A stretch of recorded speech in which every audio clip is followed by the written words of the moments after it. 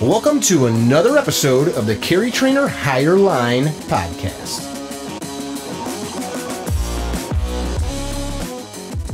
Hey guys, welcome to yet another episode of the CarryTrainer Higher Line podcast. Got a special guest today, Marci Zavala, author, jiu-jitsu practitioner, endurance athlete, medical professional in the sense of physical therapy and nutrition. And you blend your work with your husband's, who is also a doctor, right? Yes, he's a doctor. I'm not. Well, you got a bunch of little things here. Yeah, and I've even got more letters since then. So nice. So I met you at one of Henry Aiken's camps, where we all have a bunch of mutual friends. What do you do? What do you do besides have a room that looks like you're in a castle behind? I know, isn't that great? It's a little add-on that we did in a few years ago.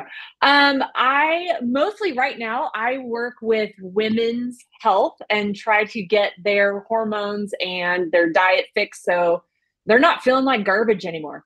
You know, I analyze hormones through specific testing and their nutrition, and then I also teach pelvic floor classes and things like that. So I really pelvic floor classes. I do. I have a pelvic floor program that is completely online, completely non-invasive, that helps women not pee their pants. I'll be honest, because that's something that happens with women. Is this age-related, post-baby related? Yes, it can be post-baby, but it also happens when women start going through menopause. So you're basically like exercising the muscles that are in the pelvis. Okay. Yes and no. So it's funny because a lot of times people think it's just a strength issue. And when it comes down to it, I believe it's a coordination issue. With all the training that I've done and all the certifications that I've done, it's, you know, it comes down to coordination. And coming from one of the most uncoordinated people alive, like if I can do it, anybody can do it. That's a pretty silly thing to say about yourself. You're a black belt in jiu-jitsu. I think you have some like national level titles, don't you? Yeah, in fact, I just won the last Masters World at the black belt level. So that's pretty funny because basically what you're saying to your opponents that you beat up is some uncoordinated lady beat you up. What are you saying about them? Well, again, I'm just kidding. You have to answer that. Well, let's put it this way. My main professor, Kelly Parati, she nicknamed me the baby giraffe for a reason. Like, I will fall over my own feet. But, you know, in jiu-jitsu, I don't always have to be standing. You're a pretty tall lady. What are you, like 5'10", 5'9", 5'11"? I'm about 5'10", yeah. Okay. So congratulations on that. So masters means you're an adult. Yeah. Yes. How many matches did you have in that? Well, I only had to have one this time because my first opponent didn't show up. I like to think it's because she was so scared. I know that's not true. She's injured, but we don't know. She registered everything and then just didn't show up. And she was a 4th degree black belt. The gal that I did beat, she was a 2nd or 3rd degree black belt and had won the last 7 years in a row. How did you win? Was it points, submission? I won by points, 4-0. 4-0's nice. Did you try for any submissions? I did not. I waited till the last 10 or 15 seconds to play around with it. You know, there was a few submission attempts in there, but it was kind of I wanted to make sure I had the win before, you know, going all out. I dig it. I listened to a couple podcasts that you were on, and when I met you and your husband, I had asked to interview you guys, and we weren't sure if we were going to do them together or separate, so we're doing it separate. I was listening to some of the stuff I didn't know about you. So you are you've done some endurance stuff. I think you did one Ironman, or at least at the time of the interview I saw you had done one. Yeah, I had only done one. It was kind of a bucket list thing. I'd go and do another one, but I'd train a lot differently. And you've done some other long distance stuff? Yep. I've done several marathons. I've qualified for the Boston Marathon twice. Only got to run in it once. Thank you, pandemic, for that. Because when they went in and recalibrated who was going to go in, they dumped 2/3 of the field. So I didn't qualify anymore. Yeah. So, and I actually just put in for the lottery for the Chicago Marathon. So we'll see if I get that. I'm going to try to qualify again because I want to go back. Do you think it's healthy as a PT and a medical professional? Do you think it's healthy for a human being just to go pound pavement until parts of your toes wear off? No, I don't. Absolutely. And I've never had that happen. I've never lost a toenail. I've done 50 Ks. You've seen, I've done Ironman. I've done endurance swimming. You know, I've done a lot of endurance things. And the problem is that people aren't taking care of their bodies. Like if somebody really wants to do it and they do it right, and also not everybody's body is meant for it. Like I am tall and I am long. So I'm actually kind of designed for it. Like a giraffe. Like a giraffe. Yep. That's kind of like one of the things I want to talk to you about. So I think I was a late bloomer for most everything in my life with my peers. Like when I was in grade school, I was the boy while my friends were growing mustaches. And when I was in high school, I was the boy while my friends were 6'2", growing, huge muscles and stuff. But now, like the guys that I'm around or that I grew up around or that are my same age are like broke ass.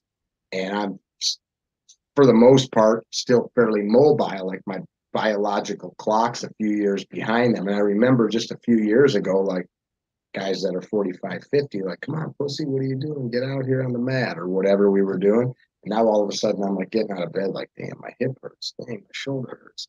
And I'm trying to be careful about things, but it's like, I don't know if it's the injuries adding up or if it's the body not healing as quickly or a combination of, like, of course, like in our circle of friends and people, this is like always we're conversed, not always, but something that is constantly conversed upon. What supplements are you on? Are you doing red light therapy or ice baths or blah, blah, blah, blah, blah, blah.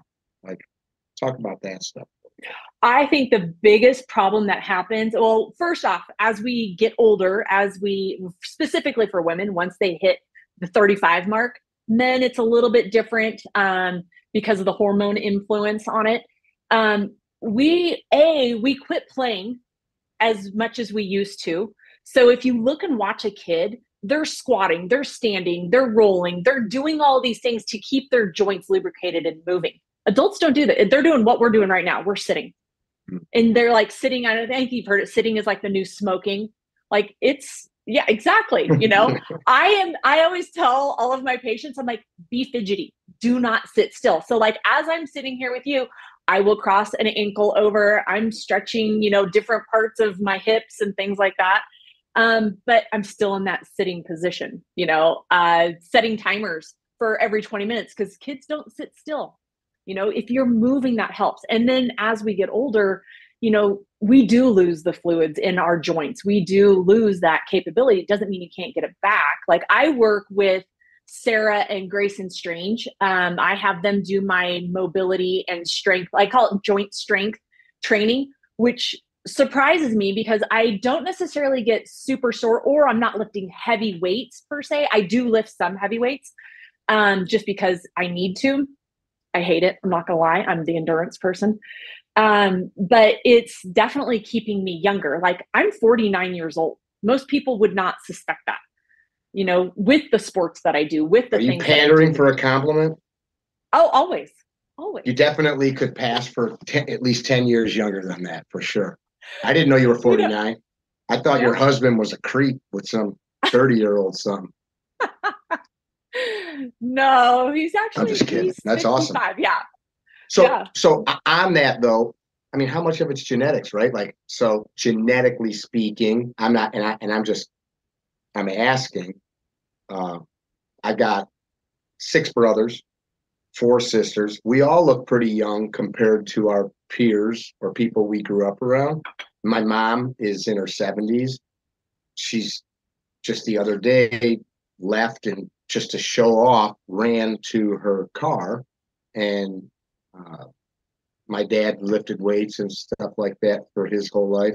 they're in their 70s now, but I mean, some of that is definitely genetic, right? But then I also think yes about and that. no. Right. Well, I was going to add like my perception of family stuff. We all eat well.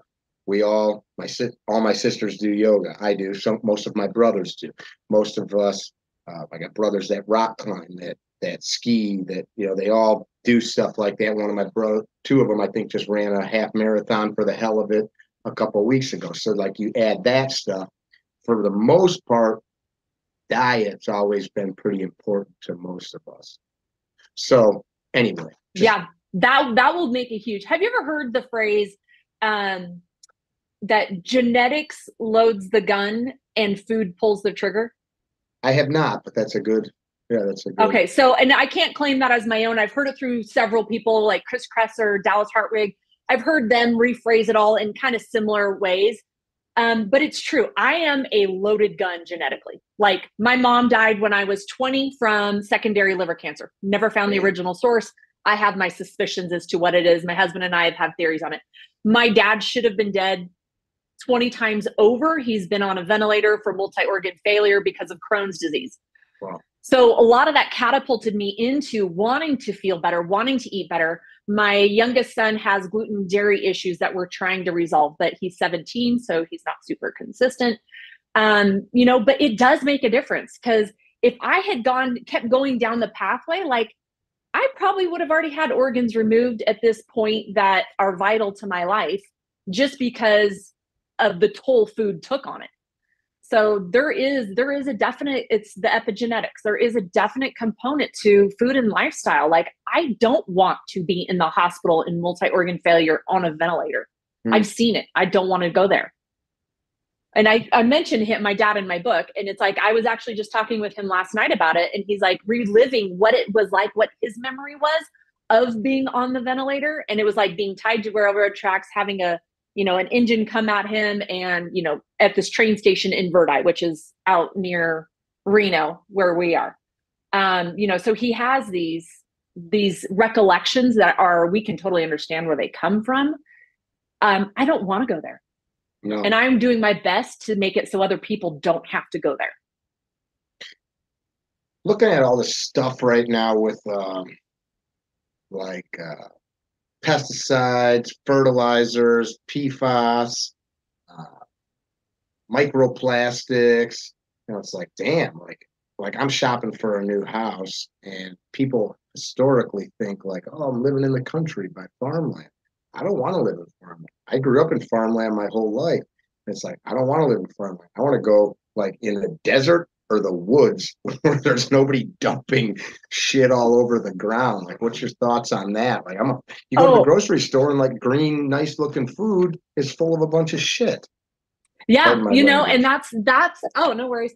That's huge. Like if you go to the Midwest, so my dad actually lives in central-ish Illinois right now, and it is in farmland. And you look at the population of people who have some of these underlying autoimmune diseases, a lot of it comes from them either playing in the water that is used to irrigate the fields or eating the food. Now, the big debate now is on whether or not organic actually removes all of that, because you can have an organic crop and an inorganic crop right next to each other. Just because they're crop dusting the inorganic doesn't mean the organic's not going to get it.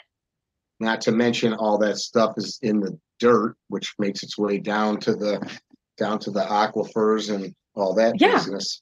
Yeah. I mean, unless you're doing everything on your own in your backyard and you know exactly what's going in and out of it, you're not going to eliminate it. So here's the thing too, is that your mind is super powerful. Like, I think it's more powerful than people realize. Now, I am not a proponent of the whole David Goggins garbage. Like his body is a mess because, I don't know. That's just a whole nother conversation. So you're calling David Goggins out right now. I'm going to, let's timestamp this. I'm just kidding. You know Andy Stump, right? Yes. He loves David. Keep going. I'm just going to make sure that was on the podcast too. Yeah, not a problem. I think what David Goggins says is partially good, but I think people are taking it to the nth degree, to the point where it's like, don't be dumb. Don't be dumb. You mean dumb Just run a long distance race on muscle milk from a gas station until you're shitting your pants and you're having organ failure? yeah, dumb like When that. Like, when let's there's a listen to thing our called, bodies. yeah, or like go talk to any runner in the world and say, what should I eat before I go do this stuff? Yeah, that's part of the dumb, but part of it is not listening to your body. I think people are so ready to have everybody else tell them what to do that they're checking their own minds at the door. Like, critical thinking is a lost art right now, like in every arena, but especially in the nutrition field. And then the people who do choose to try to go and critically think about things, there's so much information out there that they don't know what to do with it. And there's so much, the way it is, all the propaganda, especially towards that vegan move and the vegetarian move and everything like that, that, they go, oh, well, the research says. I'm like, no, the research doesn't actually say that. The title says that, but that's not what the article actually says. That's not what the subjects went through. That's not what actually happened. I mean, that's the whole reason I wrote that book, was because people were like, well, what's the difference between this and that? Well, I thought vegetarian was the best. I thought all plants are bad. I thought red meat was going to kill me. No, it's not. It's very interesting how everything is all. Well, let me rephrase that because now I'm doing it. It's easy to villainize things. Like, we just had our huge S12 event, which is this big training event that we've got like 75 people on site. We feed them, and we're doing breath work. We're doing stretching and some calisthenics, and then most of it's all encapsulated in physical training, combatives, guns, and emergency medicine stuff.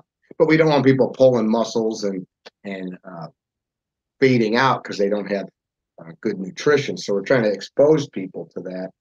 But I'm laughing. We had 12 delicious loaves of homemade bread that that my lady made, and I don't know, 20 freaking pounds of butter sitting there. And I'm watching guys, like, because now butter is healthy, they're putting like literally eighth of a pound of butter on their plate, and I'm laughing. And like, 30 years ago, 40 years ago, you'd be like making jokes like, about heart attacks, but now it's the opposite. Or meat. I was taking pictures. So one of the sponsors of the event is my good friend, the Smiths. They own Colorado Craft Beef, a craft beef company in Colorado. And many of the meals have this high quality beef. So there's these guys with plates that looks like, Thanksgiving, Easter, a Super Bowl, all wrapped into one mountain of meat. And now meat's good, like, yes. And so, and then I just talked to a friend of mine the other day who I posted a picture, I forgot what it was, broccolini or something. And he said, F that.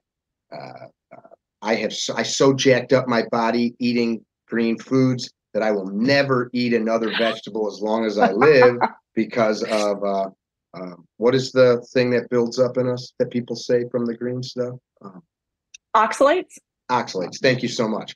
And so I'm like, God dang, like, like, I'm never eating a green vegetable. I'm eating all the butter. I'm eating all the meat. Like, what? Like, there's.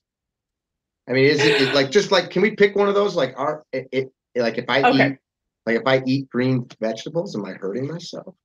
Yeah, well, you might. Like, I am somebody who gets kidney stones, so I have to stay away from oxalates. I was doing all the right things when I was eating my salads, but I had the meat. Like, I can't give up meat. That's just something I absolutely love, whatever it is. So what you're saying is you're a murderer for life. Absolutely. 100%. Right. Own it. Well, that's what I tell people. I'm like, if for the most part, there's always going to be the little asterisk.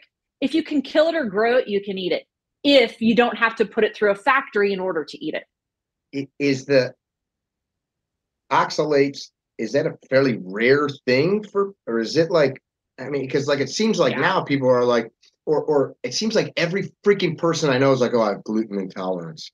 Like, Everybody seems to say that, and now I'm hearing people with the oxalates more and more. And it's like, no, you just don't want to eat any vegetables. And now you've come up with an excuse. That's true. I would say, okay, vegetables should be a side dish where they were meant to be. Vegetables should not be your main dish. Eating these giant salads is counterproductive to your entire system. You're not getting I don't care how great the spinach is. I don't care how great the broccoli is. You know, those do have good components for most people, like broccoli more so than spinach. But it's like, you're not getting all of the amino acids that your body actually needs, not just for building muscle, but for all the processes in your body, for making hormones, for breaking down the hormones, for removing the hormones. You know, and if you're bogging down your system with too much of the wrong thing, meaning some people it's oxalates, that's me. Like, you'll very rarely catch me eating a salad nowadays. And it's usually like, I figure my body's craving it for something in it. I don't know what it is, but I'll do it. But I might eat 1 or 2 salads a year now. I'll eat vegetables, but it's not my main dish. My main dish is the meat. Like, whatever. My mom always would say when we were kids, like, I like a nice salad. I like how it tastes, depending on what it is. Yeah. I'm not into like ranch or French dressing or any of that shit. Like, that's just candy you're putting on food. But, you know, nice spinach or something like that with some bell peppers or whatever. But my mom always said, like, your body needs that roughage for digestion. You gotta have that roughage. Like, I'm not a cow, Mom. I'm not a cow. You're not a cow. Exactly. And I think that's where people are getting a lot of things confused. Or they will go in and compare it to gorillas. Well, we're both primate. You know, we're both primates. But if you take a look at the gorilla digestive system along with the human digestive system, the colon or the large intestine compared to the small intestine, the lengths are flipped. So they've got go ahead. They've got a more robust large intestine than a small intestine, or the opposite. So we don't need the amount of roughage that an ox needs, that a gorilla needs, that any other primate needs. We're different. And that's where a lot of this is missing. We're also not wolves. We're not carnivores. Now, is there always going to be that subset of people who are total outliers, like Michaela Peterson or Jordan Peterson, who thrive off of that because of Rob Wolf's not a carnivore. He's not doing that anymore? I thought he was. No, he's not. And he always tests around with it. Like, when he lived here in Reno, we did jujitsu. He lived just maybe a couple of miles away from me, and we would do jujitsu at either his house or my house for a good about year and a half to get training in, because he was so busy writing, I think, his second book at the time. And it was like, he would be like, okay, so what are you doing now? What are you doing with this? Like, that's the one thing I do like about him, is he's always learning. He's always trying to improve upon his system, but he also has a very jacked up gut that he hasn't quite figured out. And he's like trying a ton of things to try to figure that out. And that is nutrition. Maybe he just needs to relax. Well, interestingly enough, so I don't know, he's pretty vocal about it on his, I don't smoke weed. I was just saying. Yeah, well, that's one way. He's pretty vocal about it on his podcast, but he's got an essential tremor kind of thing that's going on, and trying to get to the bottom of that. So my husband, when you interview him, is the medical director for brain health restoration, and that can go in and actually fix that medication free. It goes in and fixes anxiety, depression, PTSD, addiction. Like, it's huge on the addiction platform. It goes in, like, he can go in and look at your brain waves, and it's a qualitative EEG. I think it's qualitative EEG. So it's not a typical EEG. And he can even go, this just happened to him. He goes, you had a trauma that happened about 3 years ago. I don't know how he does it, but then again, he is literally the smartest physician on the planet. I know I'm biased, but he is. He's got like a photographic memory, but it's auditory. So he hears it once and he'll never forget it. It's like when I tell people, with my patients, like, I have him look at all the labs. I'm like, I've got an ace in my pocket, because he sees things that nobody else sees.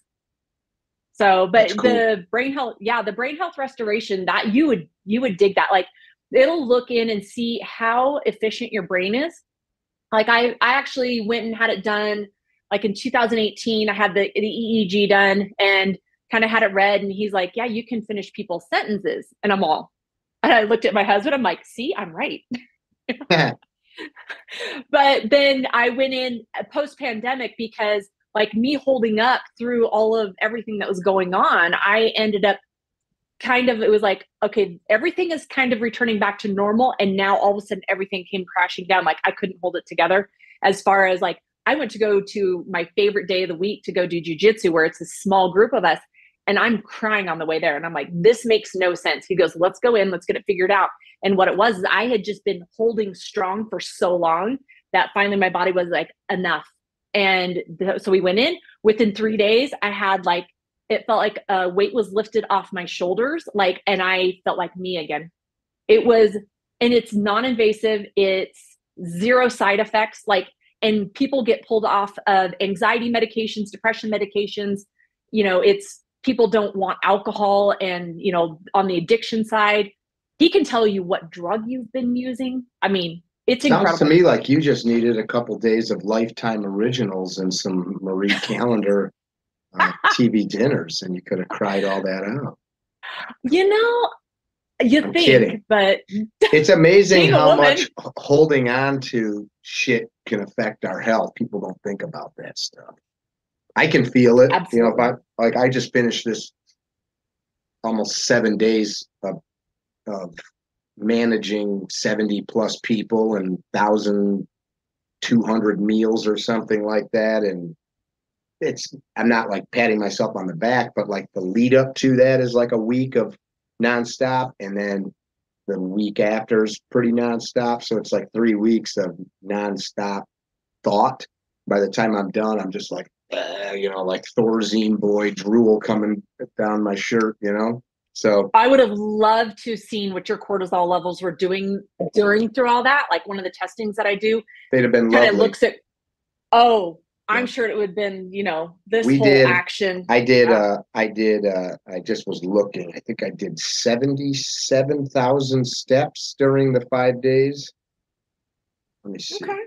And then most of us did, not most of us, but we brought Dan Hart's travel. Was Dan and Katie there? Was that the one where you guys had the tourniquets and everything? Yeah. That was cool. 41 and a half miles during the training evolutions moving. But wow. When we do jujitsu at night, once all the training's done, like the people that train, we go up to the mats and we'll train another hour or so. And like that's after 12 hours of, but most of us dig that because then you're like dumping steam off and laughing and joking, but it's still another hour of rolling, and then you go get drunk and go to bed. That's the healthiest way to recover, of course. I'm joking. We don't get drunk. Katie was down there with her business, Hive, which is the infusion stuff. So, you know, some people were needing some things like Toradol and stuff like that for busted up knees, but most of them were, you know, it's more nutritional based stuff, vitamins and minerals and hydration and that kind of stuff. But anyway, Damon does that. Damon does that too over at Brain Health. Yeah, Damon and Katie hooked up or connected in order to help supply ADCC with so with Scotty. So real quick, the plug for your husband, he works with what organization as the fight doctor? He works for the Nevada State Athletic Commission, and in fact he's down in Vegas right now going to be working boxing in the UFC. I head down Friday to go to the UFC. Yeah, he's been a ringside physician for over 20 years. And he's a black belt too, right? No, he's a purple belt. Purple belt. Okay. And you guys stayed away from me the last time I saw you, just backing a little quick back. I wanted to roll with everyone. So I'm used to like I would do I smell bad, Marci? Do I smell bad? Maybe. I don't think so. No. Actually, that's one thing everybody says. I never smell bad. I'm usually coated in essential oils and not smell bad. It's Thank true. God. Could you teach that to some of the younger ones? Oh my goodness. I actually get mad at guys like there's some dudes with like bad breath, or like guys that like come from their construction job straight to the gym and they just take off their, you know, concrete boots and I spent years in the trade, so I get it. But like, why don't you step in the shower for 30 seconds and just slather some soap on you, big guy? Want me to Or shower again just in a little grab bit? some deodorant. I Grab don't some know. deodorant I and don't gum. know. That's like getting into bed with somebody dirty. True. Wash off, you monster. So let's talk about this book a little bit. Pain-proof your diet. Learn the truth, separate myth from fact, eliminate all the guesswork, and choose the healthiest food for you in bold letters. Are you confused by all the conflicting information about what diet is the healthiest? Pain-proof your diet is the book that eliminates diet confusion. You'll learn the differences between the most popular diets, along with some that are successful at treating medical conditions like autism and epilepsy. For each diet, the myths, history, facts, and solutions are presented. By the end of the book, you'll understand the basics for each diet, along with whatever or not that diet is right for you or anyone at all. So you like literally looked at like all the popular diets and then kind of did some analyzation on them. Well, that's a throwback there, the pyramid. But I remember the four square food groups in my high school gym, or not gym, the cafeteria, grade school, high school. Oh, yeah. So talk about it. So I wrote this because people kept coming up to me asking, well, what's the difference between this diet and that diet? Well, how do I know that this is what's true and that's not what's true? And I kept looking for a book that I could just go, here you go. It didn't exist. So 6 years later, I finally published a book that, it goes in and goes through some of the more popular ones that either I've heard of or are still touted as fact that aren't. Like, one of my favorite ones is the blood type diet. Sounds on paper like it would make so much sense. Your blood type determines what you should eat. However, unfortunately, it is completely false. It is not based in any fact whatsoever. The guy made conclusions that unfortunately are still standing to this day. Like, when I first looked into it, I was like, I'm supposed to be a vegetarian who does not eat beef and eats a lot of grains.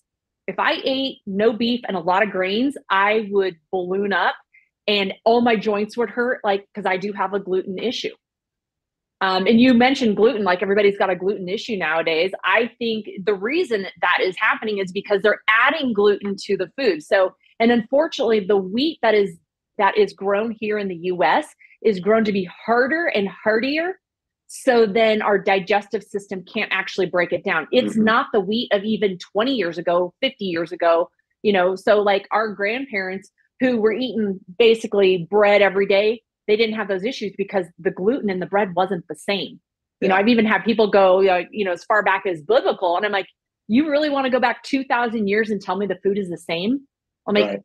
It's not even the same right now as it was 3 years ago. Like, if you look at all the plant-based garbage that's out there, and people are like, oh, but it's healthier because it doesn't have meat. I'm like, go read the ingredients for me. That's usually the first thing I do, is I tell people, go look at the ingredients. Can you pronounce them? Mm-hmm. You probably can't. So this book, really, I dug into a lot of the history on how these diets came about. Like, vegan is a religion. It wasn't even meant to be a diet. And I had somebody, Ash Higgs, who really kind of researched on that end a little bit, or corrected a little bit of my research on that end, who was like, no, actually the original kind of vegan movement, they didn't not eat it. They never said nobody should eat it. They just chose not to. But yet it got manipulated over the years. For religious reasons. Yeah, I've known quite a few people. I've known quite a few people that have made that choice because, like, we have a friend that does jujitsu that's really good at it, that has a story about watching a tuna die on a boat deck. And he looked in that big baseball size eye and watched the life ebb from that fish. And he swore off meat for years. I have another friend, Paul Sharp, who one of SPG's OG guys. And Paul had suffered a brain aneurysm. He was a power lifter. Like, he could do that in his 40s, was doing the 666, the 600-pound deadlift, the 6-minute mile, and the 600-pound, what was the other one? 6-minute mile, 600-pound deadlift. Is it squat? The 600-pound squat? It might be those three. I would assume. I think that is what it is. But like, in his 40s, he was that capable. But then he has this thing tried to kill him. His brain, as he describes it, my brain tried to kill me. And the doctors at the time told him, whatever, I don't have any answers to the thing I'm about to say or why, but they're like, try eating vegetarian because the meat was to blame for this. So for years, and this was the kind of guy that would eat like 18 chicken breasts a day because was powerlifting, swore meat off. So like I'd road trip with him and he'd be like, opening up packages of frickin' rice and shit, and I'm eating cheeseburgers on the road.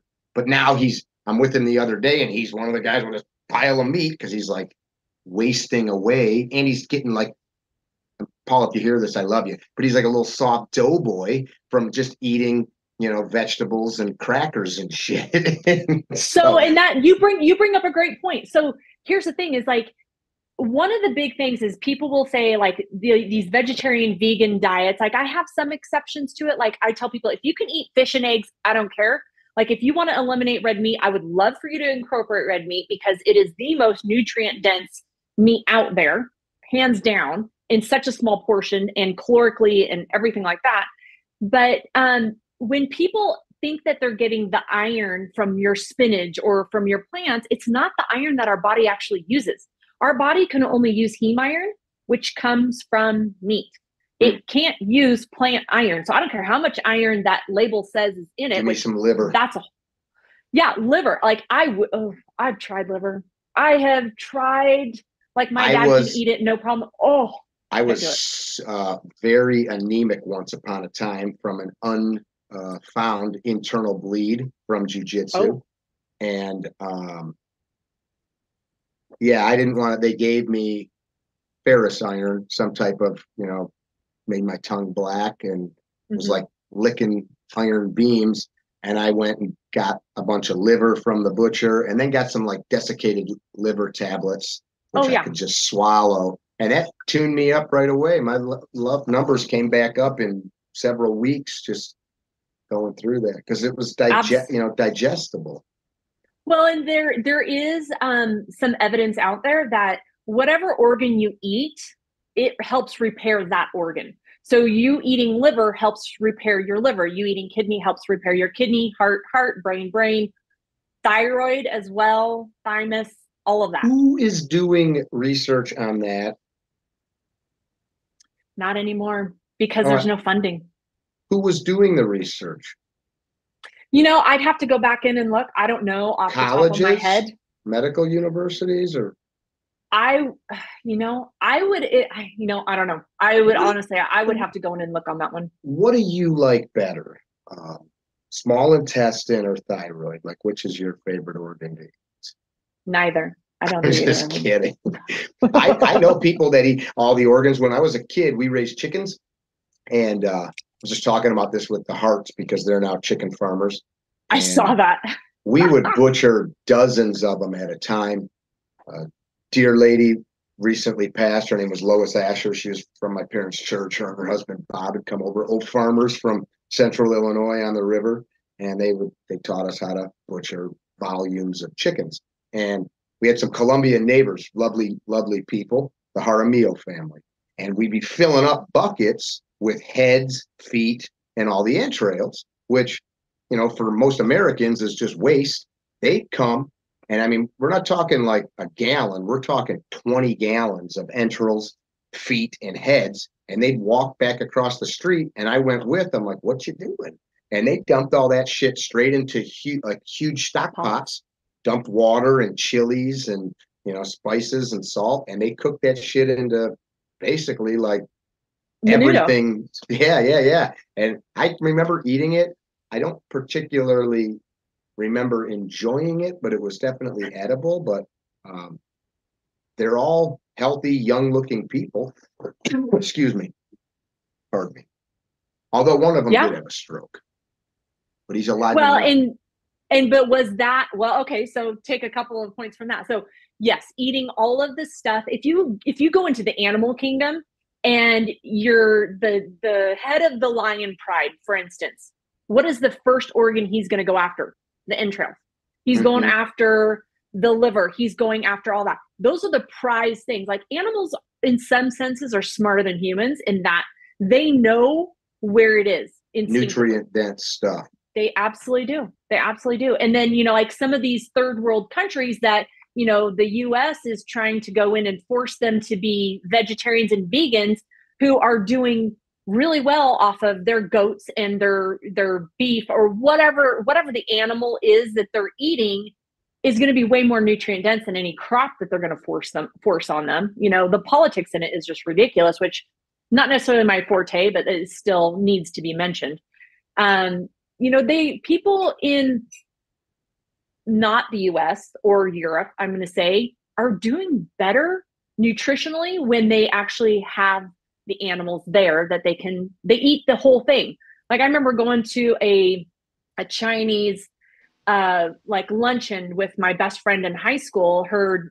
They were very high end, but that I saw the duck's feet and all of that, and it was like, ugh. But now it's like, now that I know, it's like you're getting the collagen, you're getting all these minerals and vitamins that you're not getting from the muscle meat. Mm-hmm. So the nose to tail does make sense. We've been programmed here in the US that it's, not icky. Good.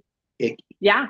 I know, it's funny. I was talking with some people the other day, and like they were like, I don't eat dark meat and I'm like, like just you want this perfectly packaged chunk of white meat, chicken breast cut into a cube and like cooked till like you can't even tell it was any longer the flesh of an animal. And that those farm raised birds, the meat doesn't even look like meat anymore, like the mass farm raised animals. Like you look at like a wild goose or a duck, of course not the same animal as a chicken, but the breast looks like almost like beef, how red and blood filled it is compared to like commercial raised chicken. A lot of the, it's kind of like, I'd rather you eat that than nothing. But, it's like when I tell people, I'm like, go get the chicken thighs, eat that instead. A, it's less expensive, and B, it's better for you. Mm. And then people are like, really? I'm like, yeah, and it tastes better. Mm-hmm. Like chicken breasts are dry, and the omega-6 to 3 ratio is not where you want it to be anyways. Like we need to get in it. Now I have like some patients right now where I'm having to break them back in, because I've got a few people that I've converted back over from veganism just because their hormones tanked so bad. I had one that I couldn't convince because her thyroid tanked, and she's like, nope, I can't eat meat. It's just gross. It grosses me out. I'm like, can you please at least do the desiccated liver? No, it's harming them. And I'm like, you might want to go and take a look at what a combine does. Mm. And the guy that I do jujitsu with, he grew up with his dad. His parents came over from Mexico, and so he grew up kind of helping out in the fields every so often. And so he'll tell me these stories. He goes, no, we would run in front of the combines, and he goes, we had an air horn, because if we tripped, we would have to blow the air horn so dad would know to stop the combine. And I'm like, he goes, if you saw how many animals were destroyed in those combines, he goes, you wouldn't think that plants are that, ecologically friendly. All life consumes life. Yes. It's impossible. Yep. There's no way around it. I was just sitting by this beautiful creek in Tennessee where that event was, watching beautiful little trout fry getting scooped up by bigger trout who are getting scooped up by the bald eagle that was flying overhead. And circle of life. There you go. Yeah. There you go. We just don't like to think about it. No, I mean, it's like we want to save everything, but that's not how the world works. On the flip side, not everybody, like I grew up hunting. I was a hunter safety instructor, and now there's this like, it's become like a fad. Joe Rogan started elk hunting, and I think, you see guys like a friend of mine, Vince Jameson, a dude from Chicago copper, retired, just went and shot his first deer with a bow. And that's cool, because now it's like cool. And it used to just be for hill rods like me and my buddies to go bow hunt. Now it's like golfing or something. But not every human can go take a deer. Not because they're not capable. We wiped out the whitetail population at the turn of the century in America. They were almost extinct. So like we can't go do that. Not everybody can go shoot an elk. So I mean, there does need to be commercial farming to feed people as well. or we need to start and killing people. Yeah, probably not a good option. That was a joke. No, I grew up with my dad going hunting. Like, he was a teacher, and the math department would basically disappear for a week in October to go hunting.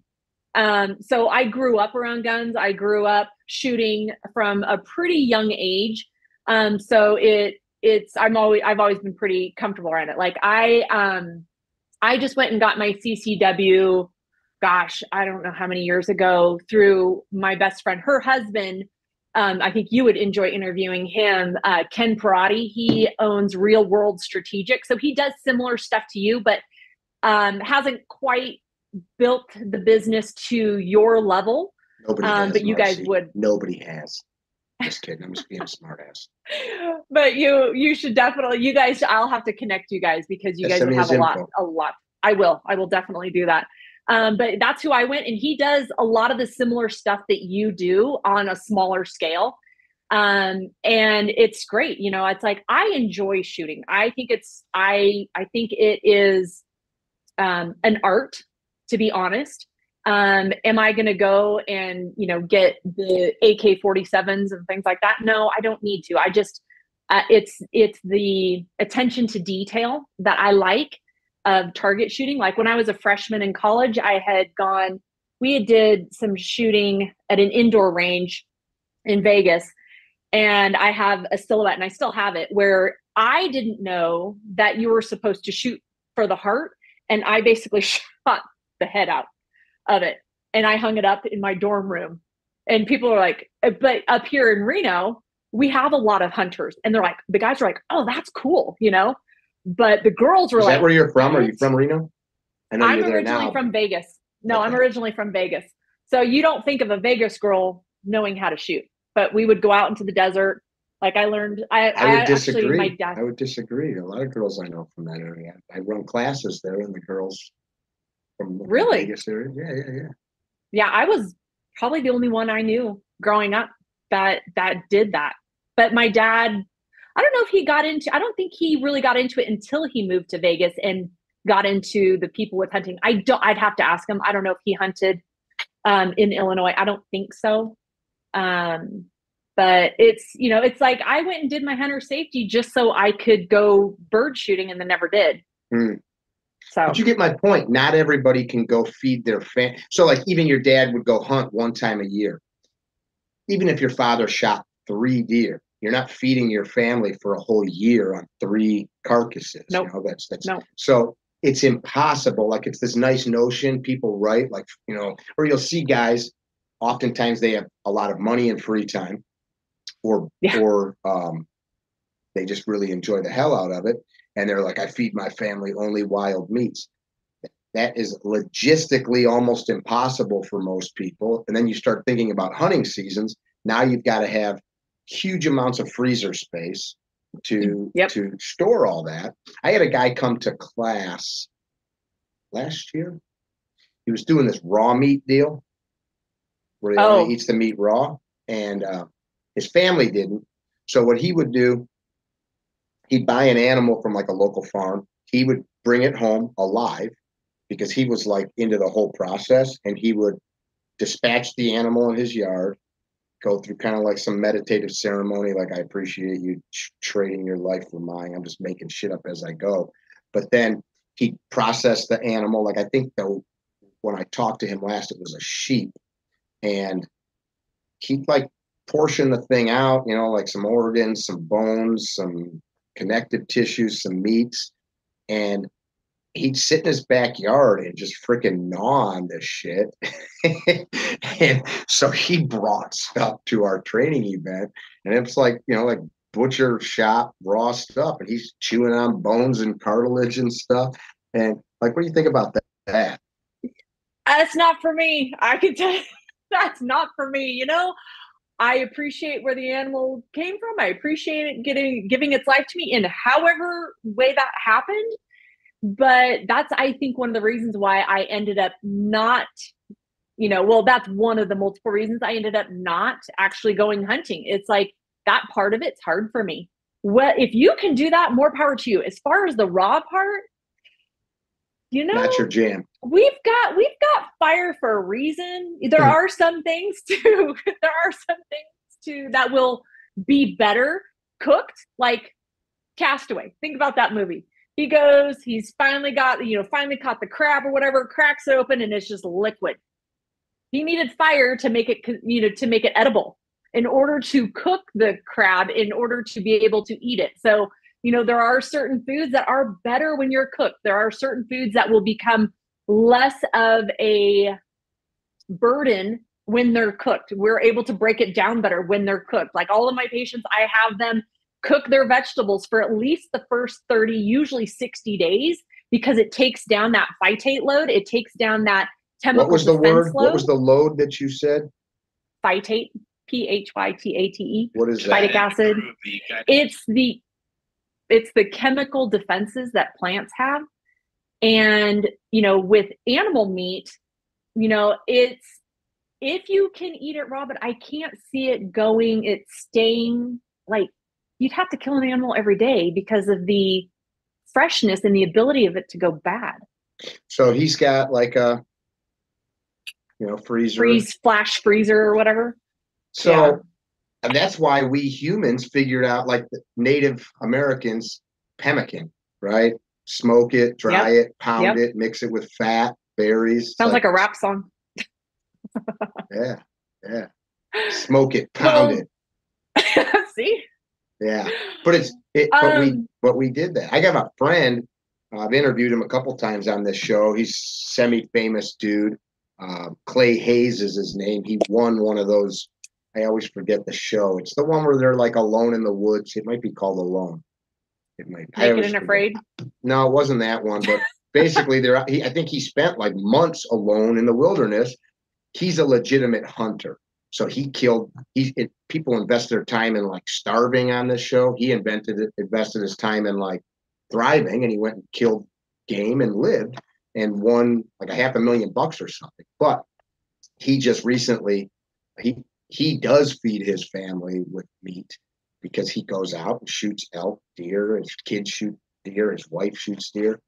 I was just visiting with him this summer, and we're eating like elk tenderloin, and it was amazing. I love elk. But he just made like a huge pile of pemmican that then he takes on his excursions when he's out hunting. He can have this little tiny bar in his pocket that's super calorie dense and doesn't taste amazing, but it does the job.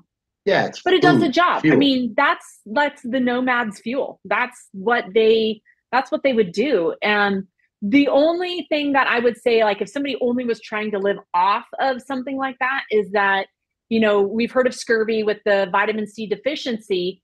That usually comes into play because it's not fresh meat. So there is a theory out there that fresh meat, especially raw meats, does contain the vitamin C. It's just never been evaluated. It's never been, they've never really investigated it.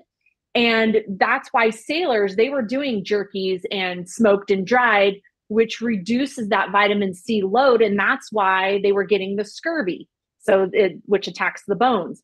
And if they added a lime in every day, or orange, or whatever it was, that would supply that. But with fresh meat, it doesn't happen. But you can't take fresh meat, especially back then, on a boat for months. Mm-hmm. Mm-hmm. People mix berries, cranberries, things like that in there, where you're going to get some of that. But he's also not, modern people are not out for weeks and months at a time, where we're depleting ourselves of those things. But it's interesting you mentioned that he was out there for months, because my first thought is people get put in solitary confinement because the mental distress is worse than the physical distress.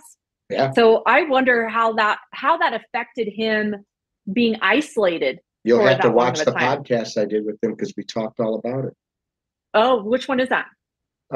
His name is Clay Hayes. If you just search Clay Hayes in the Higher Line podcast, lovely human. His wife and him are amazing people. They got a couple good sons as well. But I think that was the breaking point for a lot of people. He wrote poems. He didn't have anything to write on. Actually, not to change the subject about him, but to answer your question, because he knew people would be viewing it.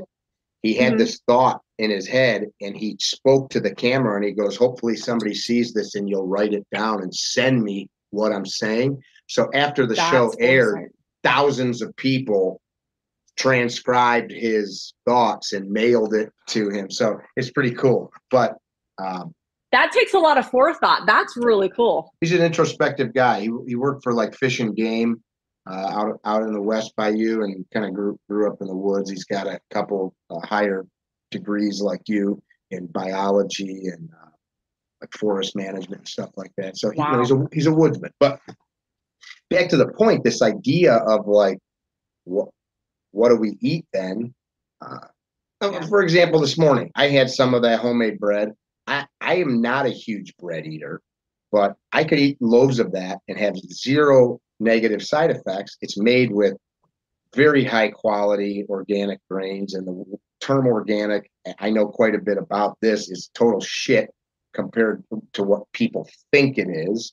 But this is really high quality grain, and it's doesn't make me feel any kind of negative, nor am I fat from it, nor does it fuck up my blood markers or anything like that. I had that in some like a couple bites of like plain yogurt, like just basic plain yogurt, like Greek yogurt.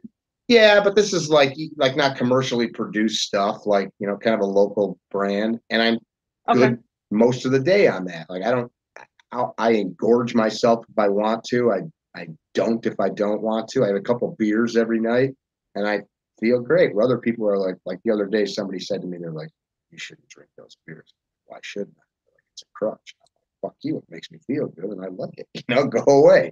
But like, what are your thoughts on stuff like that? So which part do you want me to tackle first? Do you want me to tackle the bread part or the alcohol part?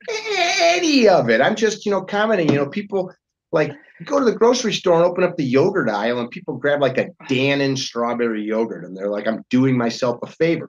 48 grams of sugar, and it's like it's trash yogurt, commercially produced trash milk raised with animals that are stuffed full of chemicals and antibiotics and everything else, so that they don't die in these huge commercial farming operations from disease.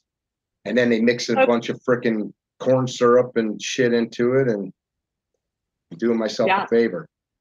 Okay, so here let's start with the label.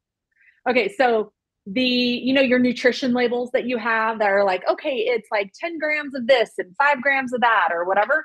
Do you know that those are allowed? Any foods things in here that I could grab a label? I'm listening to you. Keep going. Yeah, I'm looking. I don't have any here. I don't either. So I wonder if did I put one in the book? I don't know. I'm not going to deal with that right now. So they're allowed to be 20% off, meaning 20% high or 20% low by the FDA standards. So what your 10 grams of whatever could be 8 grams, it could be 12 grams.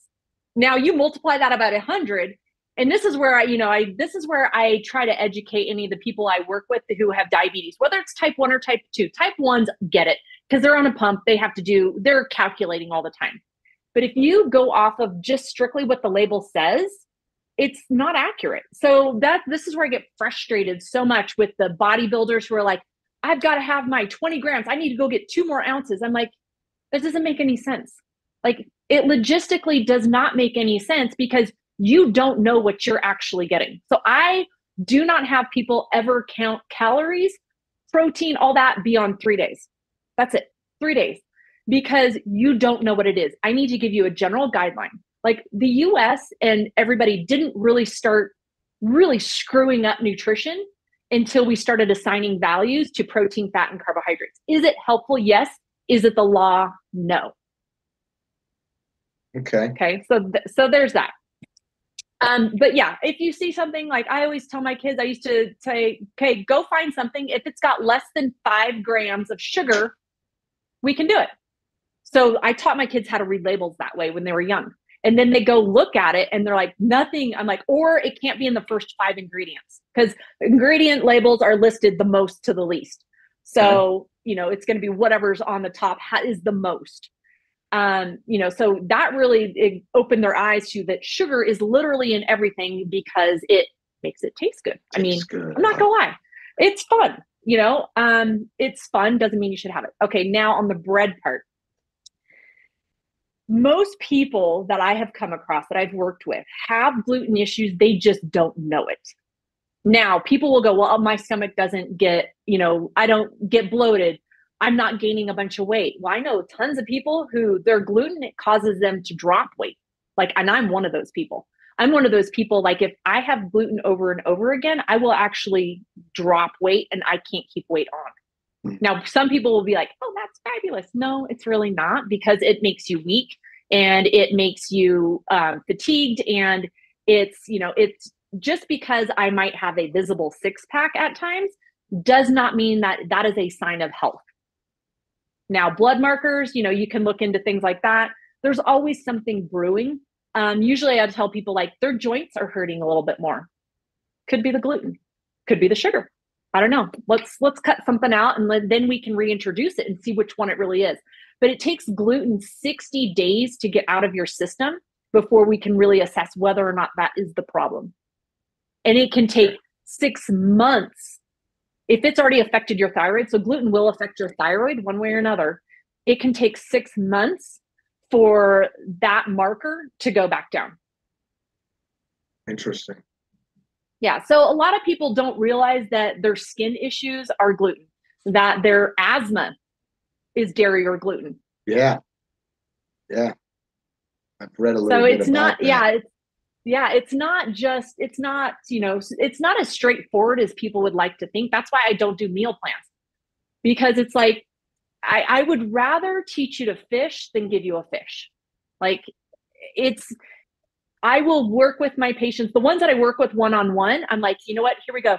If you have a question, you're going out to a restaurant, you don't know what to eat, send me a picture of the menu, and then I'm going to help you problem solve through it, because I want to instill critical thinking in all of my patients so they don't need me. My goal, physical therapy or nutrition, is to teach you so you don't need me, except maybe occasionally. There's going to always be well, what about this? Some of our really complicated patients who've got what's called dysautonomia, their bodies don't react in the normal way. So we're having to constantly adjust our trajectory and see what they need at the time. Okay. Because their autonomic nervous system is totally malfunctioning, which your autonomic nervous system controls pretty much everything from your gut to your heart to your brain, your hormones, everything. It's controlling a lot of things, and theirs is just gone berserk. So that's one of my things that I also specialize in. My husband and I should say. How about alcohol? Alcohol. Okay. Alcohol. In fact, I also teach nutrition at a. Not anymore. Okay. I've gone periods of time without drinking. That door right behind me is a wine cellar. Mm-hmm. My husband really got into it. He'll still occasionally drink, but it's just gotten so rare. The more I've learned about it and the more I've taught. So right now I also teach at a drug and alcohol rehab facility here. I teach nutrition to them. It's called The Difference at Mount Rose. And this guy had been an 8-time heroin addict. And he's like, I've been through all the rehabs. He goes, I know what works, what doesn't work. I need to create one so it actually works. And so that's, my husband is the medical director there. I'm the nutrition PT there. In researching, and going through looking into different things, the medical name for alcohol is ETOH, is ethanol. So ethanol is the same thing you put into your gas tank in your car to make it go. Sort of. It is with That's sugar. If you're burning corn fuel, not petroleum based. We're going to be scientific about it here. Okay. True. I don't. So go ahead. You're right. It's definitely fuel. It's also the same thing we put in sternos. It's the same fuel that's in a sterno. Yeah. So if you think about it logically, and this is the thing, one thing I love about working with men is sorry, ladies, men are more logical than women. They just are. if it is something I am smiling inside that finally somebody admits the truth. It's true. I'm just kidding. You know, I'm sorry. I mean, and if a woman really doesn't want to admit that, then, you know. So ethanol, fuel, So flammable. ethanol is fuel. It's flammable. It is a poison. It is also, the alcohol that we drink is also manufactured from sugar, from a carbohydrate. All carbohydrates are sugar. I don't care what you want to say about it. We don't need carbohydrates to survive. We don't need it. Our body can produce its own glucose through processes in the liver, gluconeogenesis, that we can convert anything back into sugar for our body to use, or it can go into ketones. Don't need to really go into more detail on that one. That being said, there really are no redeeming qualities to alcohol. People think that it relaxes them. People think that it reduces their anxiety or whatever. But what it does is it creates, you get this dopamine spike from drinking that will bring you up. But the problem is about 20 to 30 minutes later, you get a dip. And unfortunately, exactly. So you've got to drink more, but your baseline isn't back up here where you started. Your baseline keeps getting lower and lower and lower. So that's why people think they need that drink at night to relax, because their baseline keeps getting lower and lower and lower. Mm-hmm. And so it's actually a very vicious cycle. So, and it's like, and I've learned this over the last probably, I would say 5 to 8 years that I've like really looked into it. But until I just started teaching it and like really digging into it, I was like, I actually just lost the desire. I'm like, I really don't have a desire to drink anymore because my health goals don't match me tanking my dopamine levels. They don't align with the dopamine dump. Mm-hmm. That makes sense. You're a buzzkill and total party pooper. No, I think there is definitely a time and a place, though. So positive sides of things. You don't see a bunch of teetotalers sitting around having a great time. You know what they're doing? They're talking about, let me finish, talking about science and shit. You go to Costa Rica, you go down to the beach and you see a bunch of people laughing and joking and looking at the moonbeams on the water. You go to Italy and you see people tipping their glasses together, or where we just were at Maynard's Vineyard. Do you need alcohol to do that? No. Is there a point where it can be excessive and detrimental? Sure. But I think there is a fine line. Not that my opinion matters on it. No, 100% agree on that. Like, and you know, one of the driving forces for me also is like Huberman had out a podcast about alcohol. I want to say a little over a year ago. A little bit of that, yeah. Yeah, and you know what about him? Another buzzkill. I know. He is. Actually, I'm listening to one of his on hormones and stuff right now. But one of the things that kind of caught my attention was that, and I'll bring up two things. One is that if somebody gets energy when they drink, they're probably more likely to be addicted to it and have issues, substance abuse issues.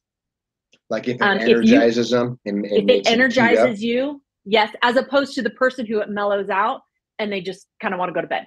Now, is it going to screw up your sleep and all that? Absolutely. You get twilight sleep. We all know this. Everybody wakes up around 3 a.m. You know, it's that kind of You're saying if you're drinking. Yes. Yeah. So, you know, there's that to it. And then it really hijacks your hormones. And, you know, it's the whole reason people will drink is because it messes with your frontal lobe and it lowers your guard down, which is why people feel like, you know, in the society right now, like that they can kind of let their hair down and relax and all of that. But it does actually, unfortunately, produce more anxiety and depression in the long run. It's just like, I used to have to time it. Like, okay, I don't have this going on and I don't have that going on. It's like, I had to plan it. And I'm like, this is a pain in my butt. Like, you're talking plan when you could have a drink. Mm-hmm. Like, cause I go running, I go jujitsu, like jujitsu hungover would not be a fun because, you know, I mean, you know this.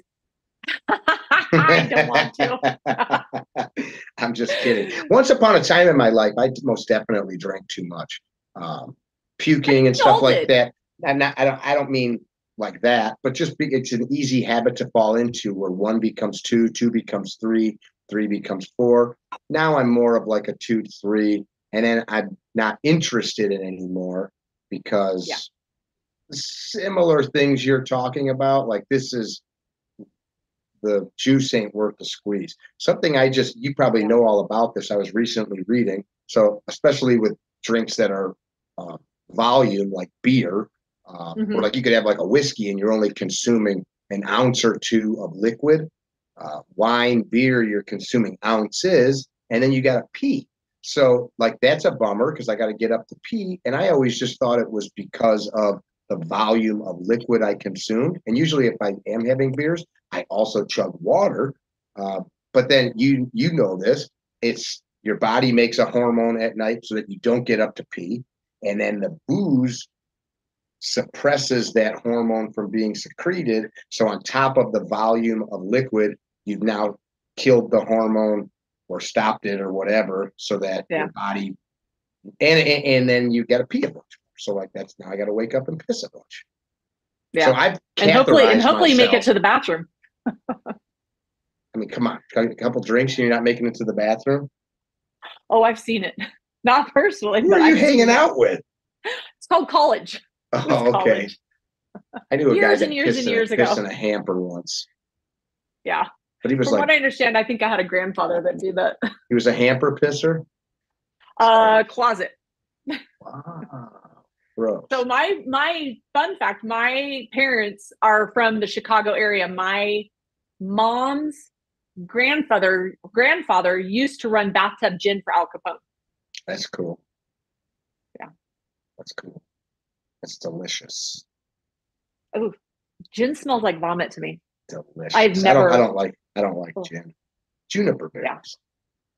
Yeah. Well, now that you've killed all of our fun on that, you talked about collagen earlier. Here's another thing I'm seeing has become pretty commonplace.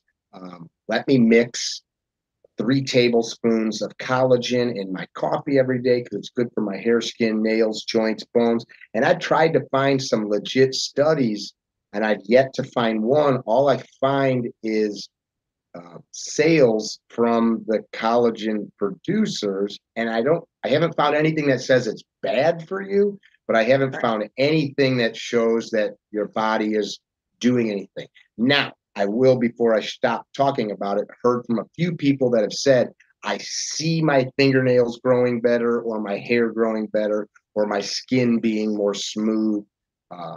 What are your thoughts on that? So the funny thing with studies is unless it's statistically significant, they can't say that A caused B. Most studies nutritionally are done as a correlation, not a causation, because, for instance, explain that. Okay, so correlation versus causation. Correlation means like this bunch of things are happening and then this bunch of things are happening. Did one of these things cause one of these things? Well, we think so we're going to correlate them together. As opposed to I tested this thing against this thing and that caused this. That is a causation. Gotcha. Now, that is probably the simplest way to explain it. But in nutritional studies, it's almost borderline unethical to test a lot of these things because, like, for instance, apple seeds contain cyanide. How much cyanide? Well, we're not going to test that because then you would have to kill people. Now, we're not killing people with collagen. However, you've got too many factors going on in somebody's life in order to test that. No, when I've looked into it, I have found 0 studies that will say that collagen definitely improves hair, skin, and nails. However, have I experienced it myself? Yes. That's why I call it the N=1 study. A lot of people in this thing, N=1, the N is the number of people in the study. And the most important study is what happens to you. So you've got to look at what actually works for you. Now, I tell people, I'm like, do you want to try it? Try it. Give it 30 to 60 days. See if you notice a difference. Collagen, it's usually about 90 days. A lot of the gut stuff is about 90 days before you're going to know if it's beneficial or not. but you've got to be so dialed in with everything else. And honestly, nobody really is. Unless you're on a medical ward, nobody is doing the same thing in and out every day. And then even your hormones are going to adjust that. Like I tell people, even if you ate the exact same meal, did the exact same exercise, your routine was dialed in, that doesn't mean your body's going to use those nutrients the same way every day. It's just, that's not how our bodies work. Do you think, one thing I read is we're probably not utilizing the protein in that hydrolyzed collagen? Yeah. Do you think that we are, or? I think it's close when you can get close to nature. So if you're doing the bone broth, if you're doing the I was going to ask, like, why not just drink bone broth? Yeah. Bone broth is becoming, it's becoming more marketed. You're seeing it more now. So because what happens is when you isolate something and you just do that, well, first of all, collagen doesn't have all the amino acids that actual, like the supplements don't have all the amino acids of protein. Is it a protein? Yes. So when people go to do collagen, they want to count it in their protein counts. I'm like, you can't, because it doesn't have all the essential amino acids. It doesn't have a complete amino acid profile that your body needs. Our bodies use these different proteins and these different amino acids. So amino acids are the breakdown of proteins, and then the breakdown of proteins are peptides, which this is where it gets confusing, are proteins. So the protein you eat and the proteins our body use are two different things. Does that make sense?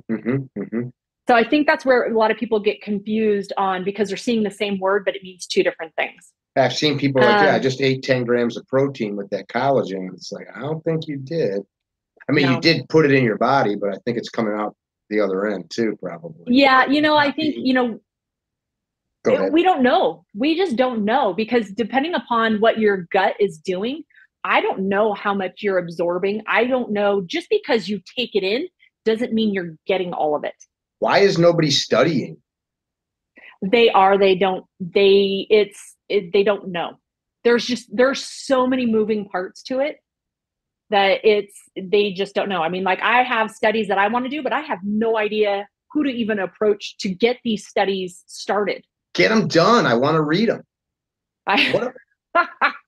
Took me 6 years to put this thing together. So I was going to ask you if you know who. I've just had to look it up. His name's Tim Crow, Dr. Tim Crow, PhD, advanced accredited practicing dietitian with dietitian.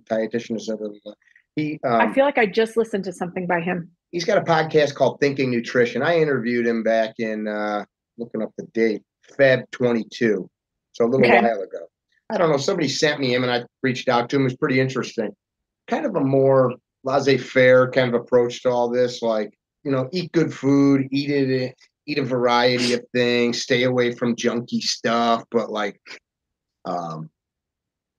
he didn't think a lot of the stuff that people were worried about is worth worrying about. Maybe a little more mainstream, like academia, kind of just repeating the same stuff. Super smart guy. He looks super healthy.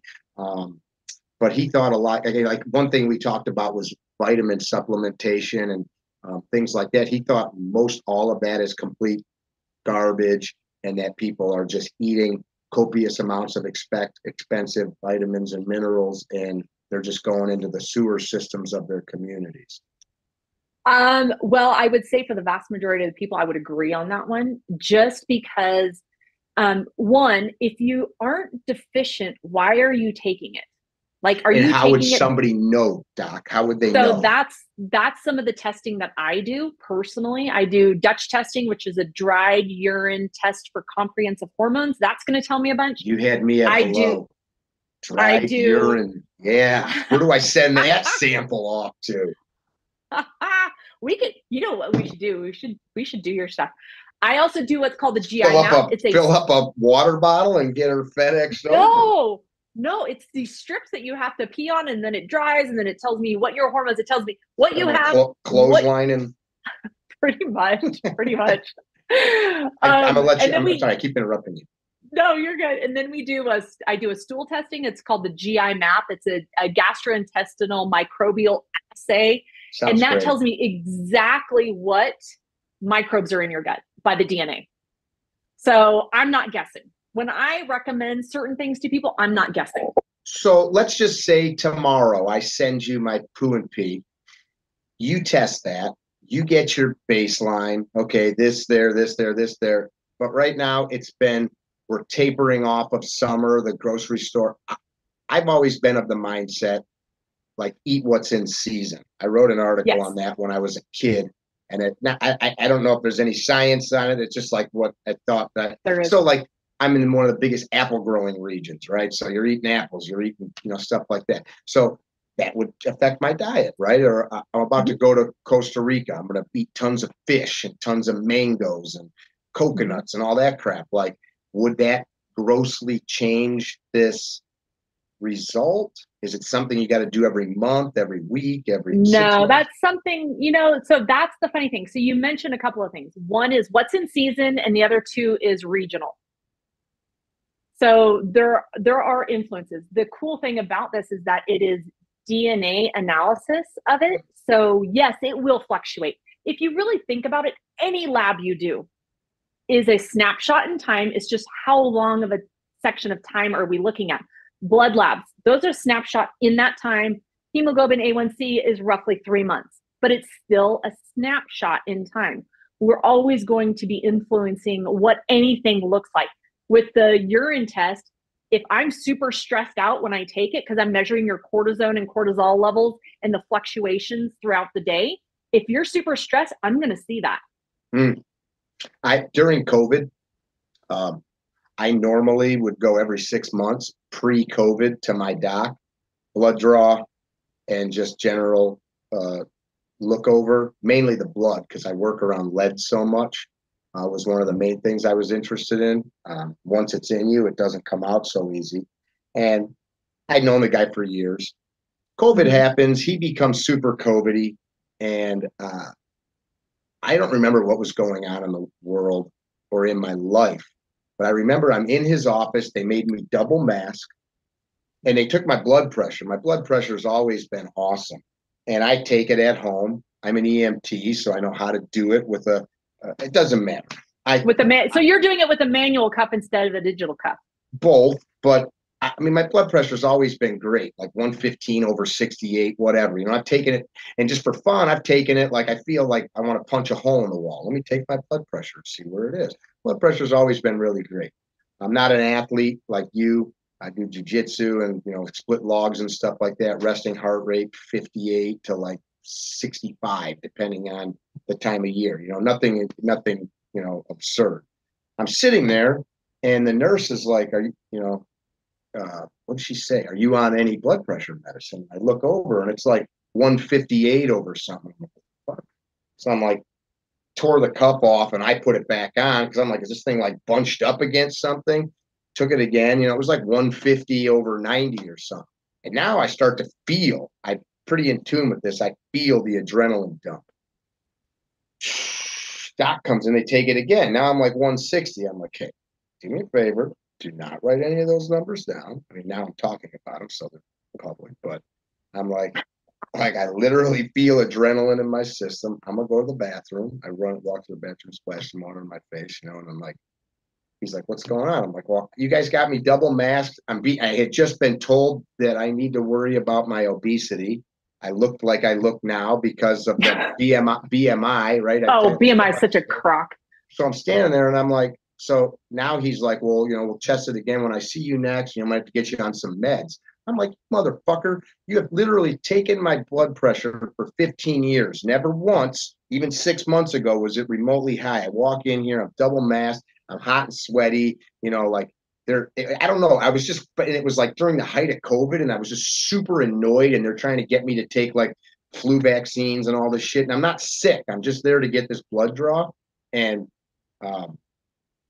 what are your thoughts about like a single marker like that? And so then like I noticed, I started for a month, I started testing my blood sugar, because I just thought, I'm going to like to see what and it was like a little high, which it never is.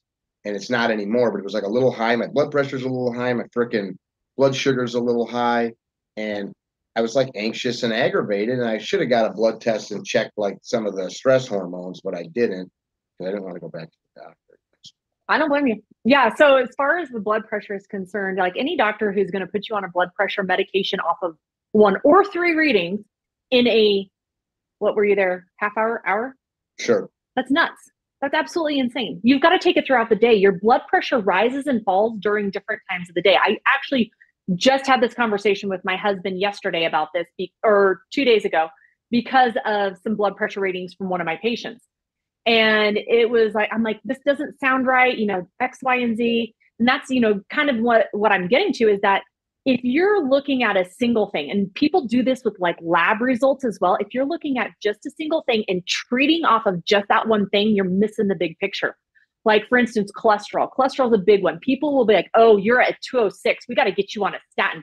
But that's what the formulas and the insurance companies are dictating, because we've got people who have barely graduated high school saying where it should be. I barely graduated high school. Yeah, it's a little different. I guess you know what I'm saying. That's actually a good one too. My life insurance policy is just got renewed, and when they initially wrote that policy, they sent a nurse out twice, because when they did the first blood draw, my bad cholesterol is through the roof, or is super low, and my good cholesterol is through the roof. So and it's genetic. My dad's is the same, and my combined number is so high. So I went to the doctor and had him test it, because I'm like, I don't know where this lab's at. So I had 3 results, and they were all similar. And then I started messing with it. I ate bacon every day, like a half a pack of bacon, just to fuck with it. And it did change it, but not a lot. But like based on that, because of that one number, they're like, oh, you're unhealthy. And then it took my doctor saying, hey, please look at these numbers. And my premium is like $8 a year, because they're like, you'll never die of a clogged artery. Maybe not. Maybe. Oh, yeah.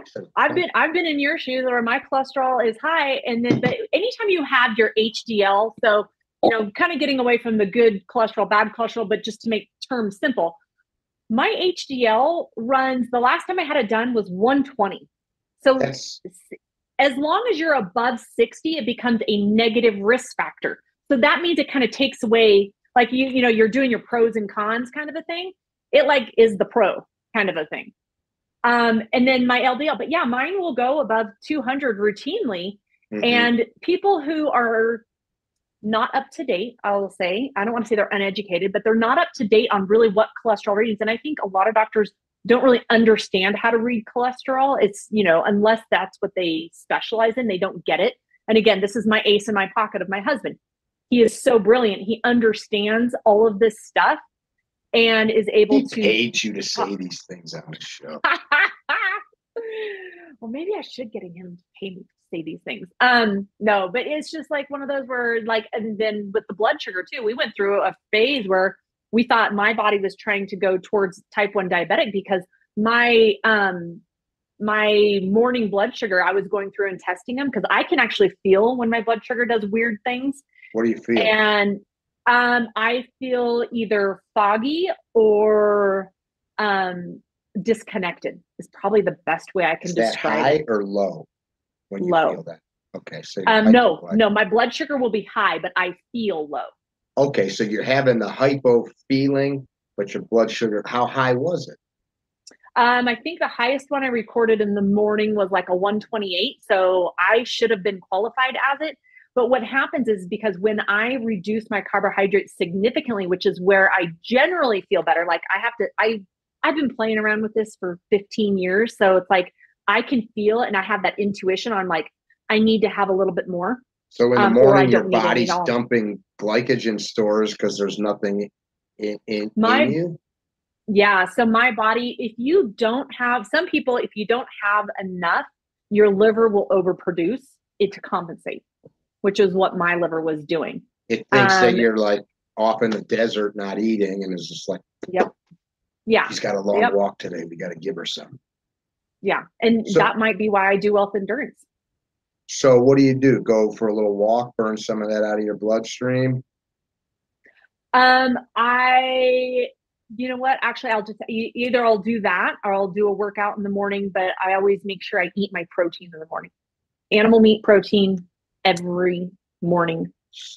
So are you still testing that?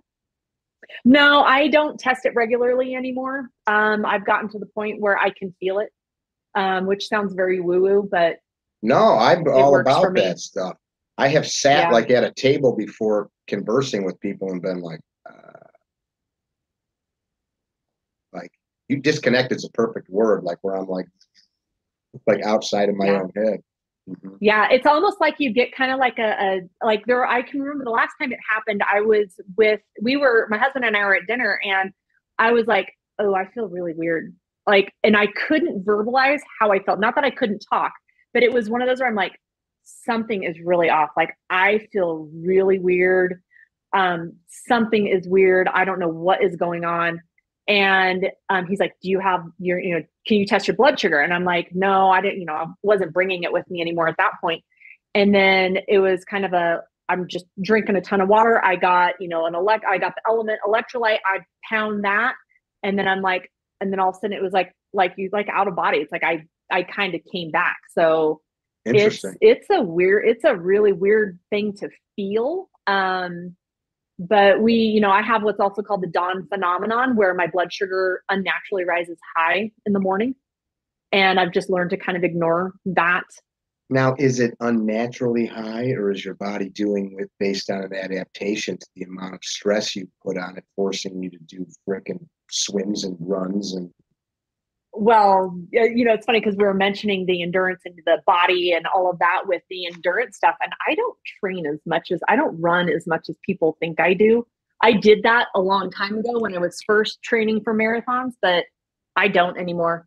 Like when I did my first 50K trail race, so 31 miles, I did it by the book, like all the long runs, all of that, and then my second one, I trained significantly less, and I PR'd by 7 minutes. Wow. So, there is something to say for allowing your body to rest. And I think that's where a lot of endurance athletes get hung up, is that they don't allow their bodies to rest appropriately. But I used to train out of fear, in the sense of like, if I don't get another 10 miles in, 20 miles in, I'm not going to do good.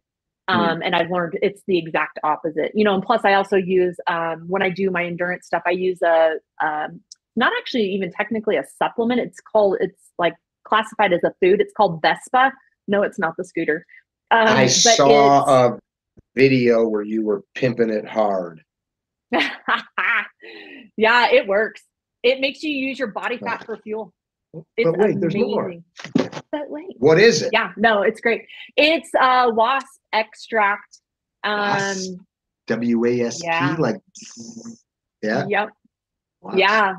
Yeah, because if you think of it, so Vespa, Vespid, if you think about it, they, like bees and all that, they should not be able, if you look at their body and all that, they should be able to go the distances and all of that. So they studied that.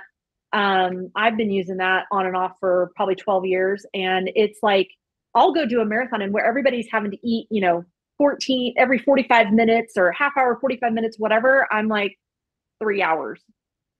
Have my water, have my hydration, because it helps you use your fat stores. And it doesn't matter how lean you are, everybody has fat stores somewhere. Unless you're looking at like people that are seriously deficient in fat. Unless you're looking at what?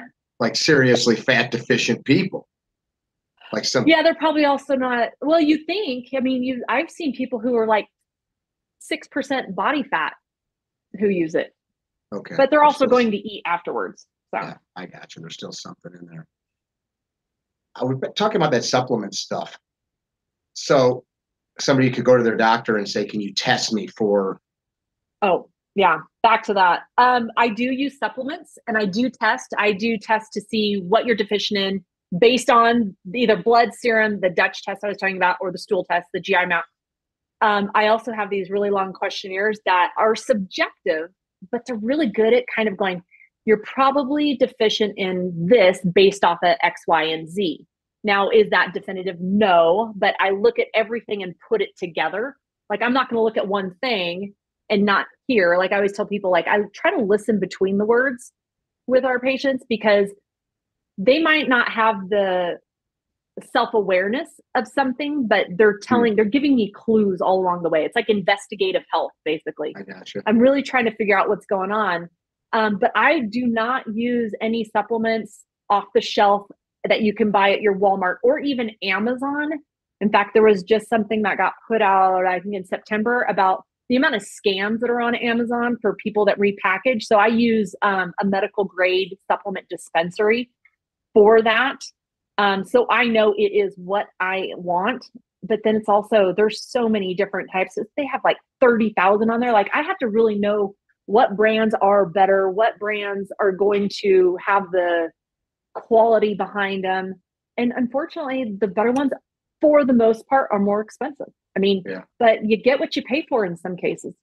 You said, so you're checking, you're testing to see if people are high or low, based on what standards? Do you ever read or remember who Dr. Linus Pauly was, the vitamin C guy that did all the investigation into vitamin C years and years ago?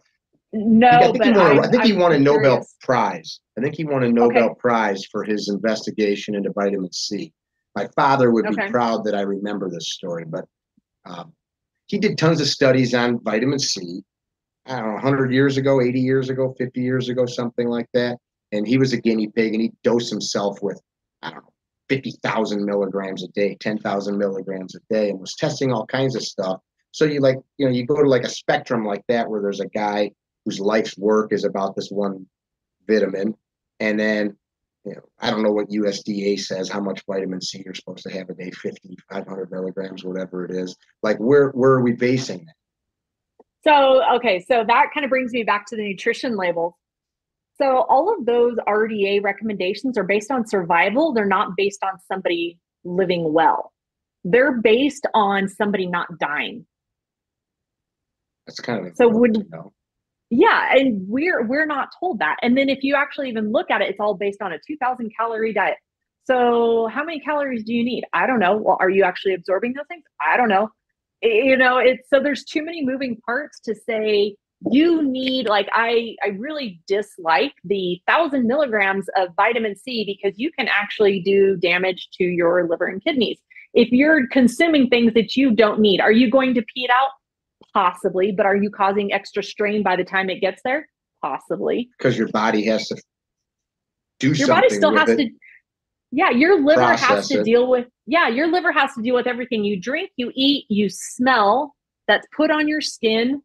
That's in your environment. It has to deal with more than just alcohol.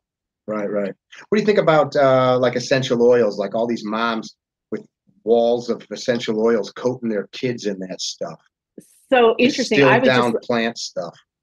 I love essential oils for certain reasons, but I'm actually listening to one right now about how lavender on babies and can actually be a hormone disruptor for kids.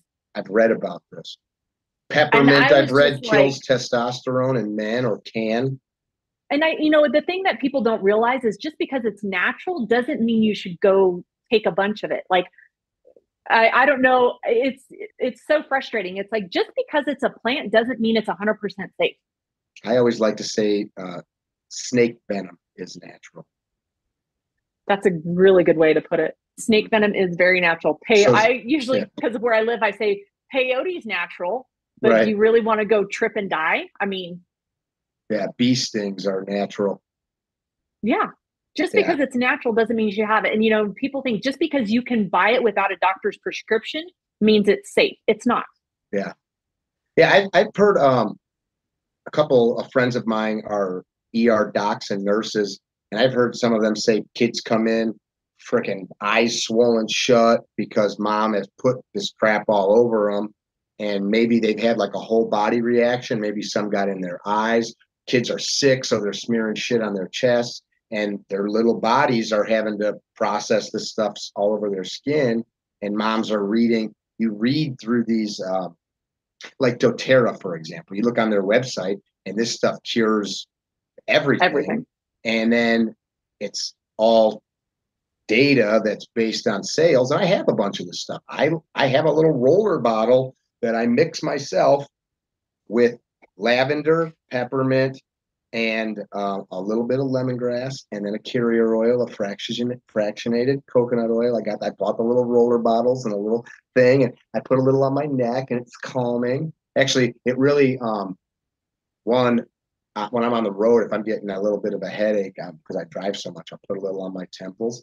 Maybe it's nothing. Maybe it's just like incense and it like centers me. I don't know. But like I'm not going to take this shit and smear it all over everything, because it's like smearing vodka or cooking oil all over you. Yeah. If you want to use a better carrier oil, castor oil is actually a better carrier oil. What do you like about castor oil? So castor oil is pretty interesting. Yeah. Is that a bean? Is it a legume?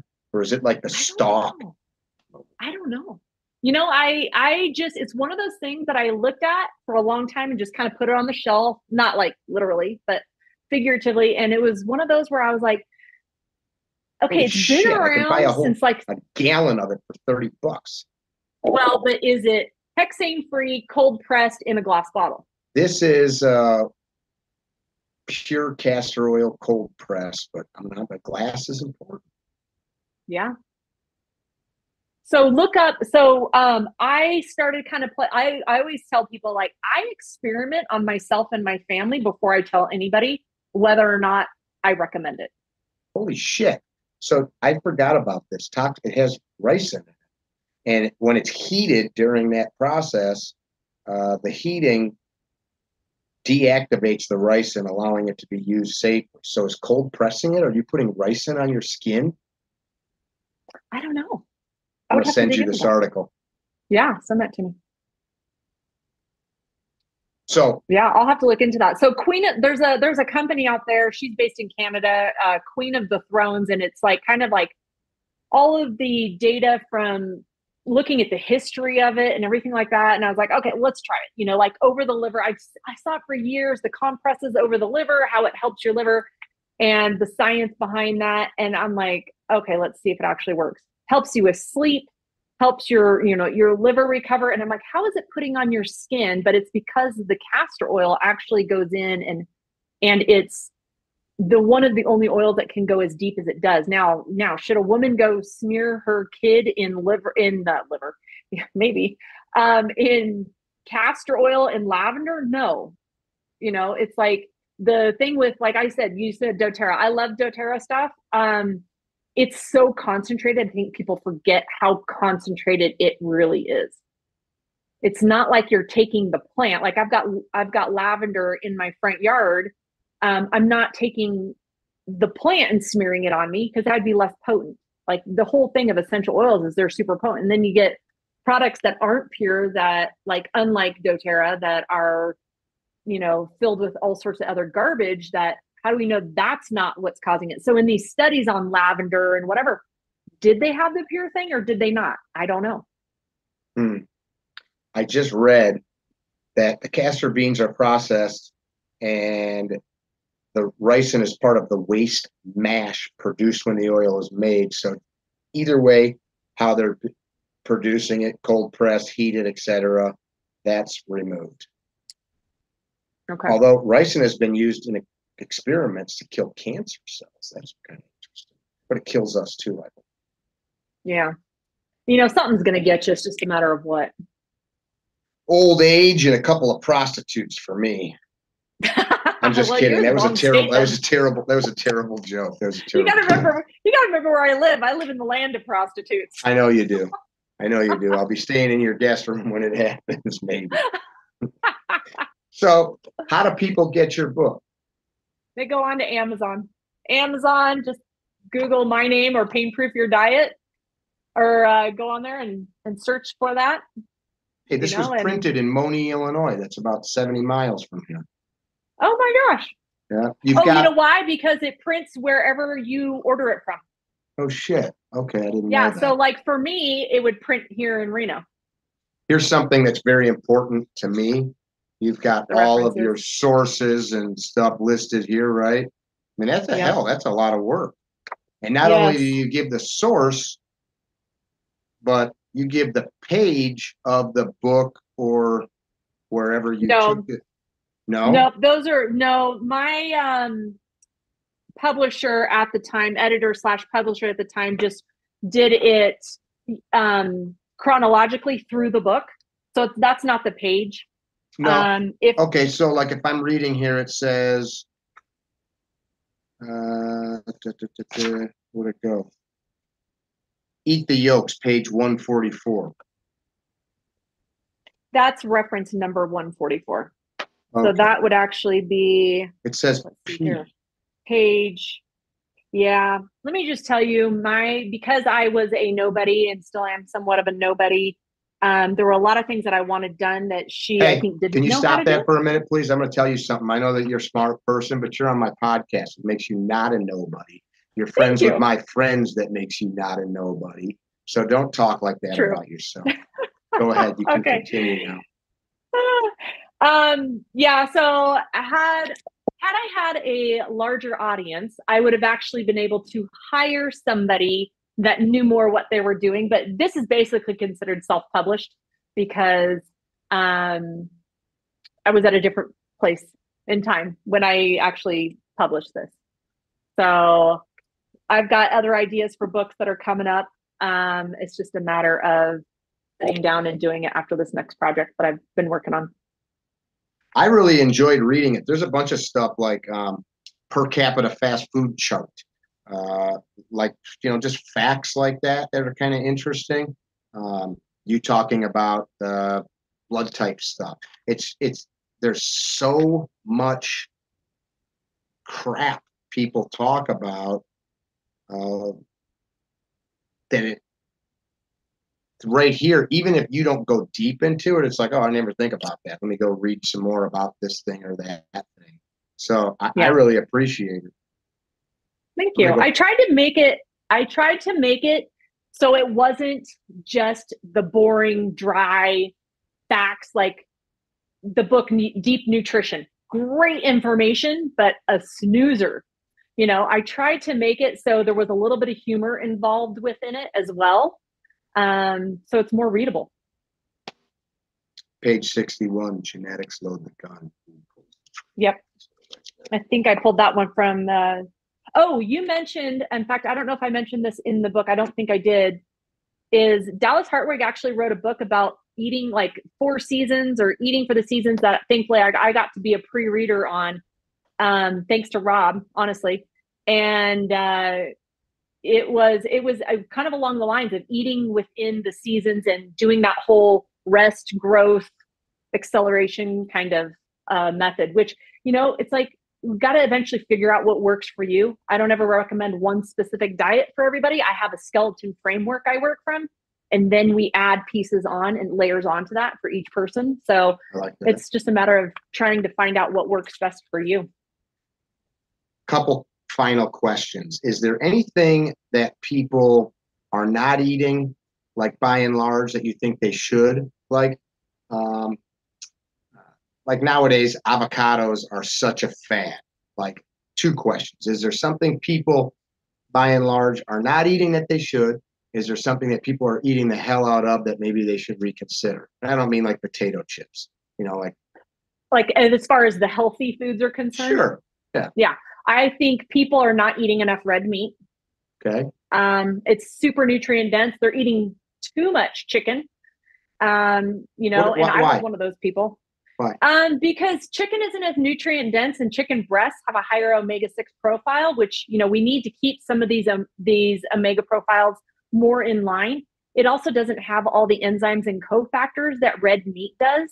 So how about other birds like waterfowl or upland game birds like grouse, pheasants? That's totally different. Totally different. It's like comparing trout to salmon.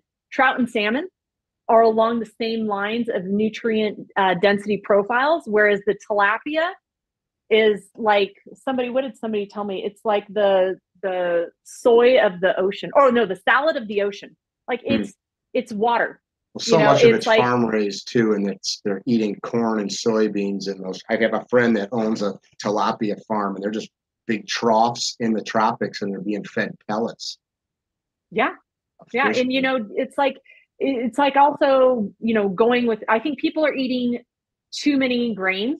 I think, you know, if your body can tolerate it, fine. I think people are eating too many salads. You know, go in and get the variety, like what you're saying, you know, eat with the season. What is local and what is growing in your area? Because yeah, I could go get a Unless you live in Las watermelon. Vegas, because then you're just eating at buffets. Well, I mean, I can get anything grown from year round from Mexico.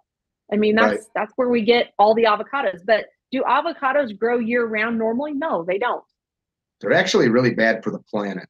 They're super water intense, and they're grown places without water.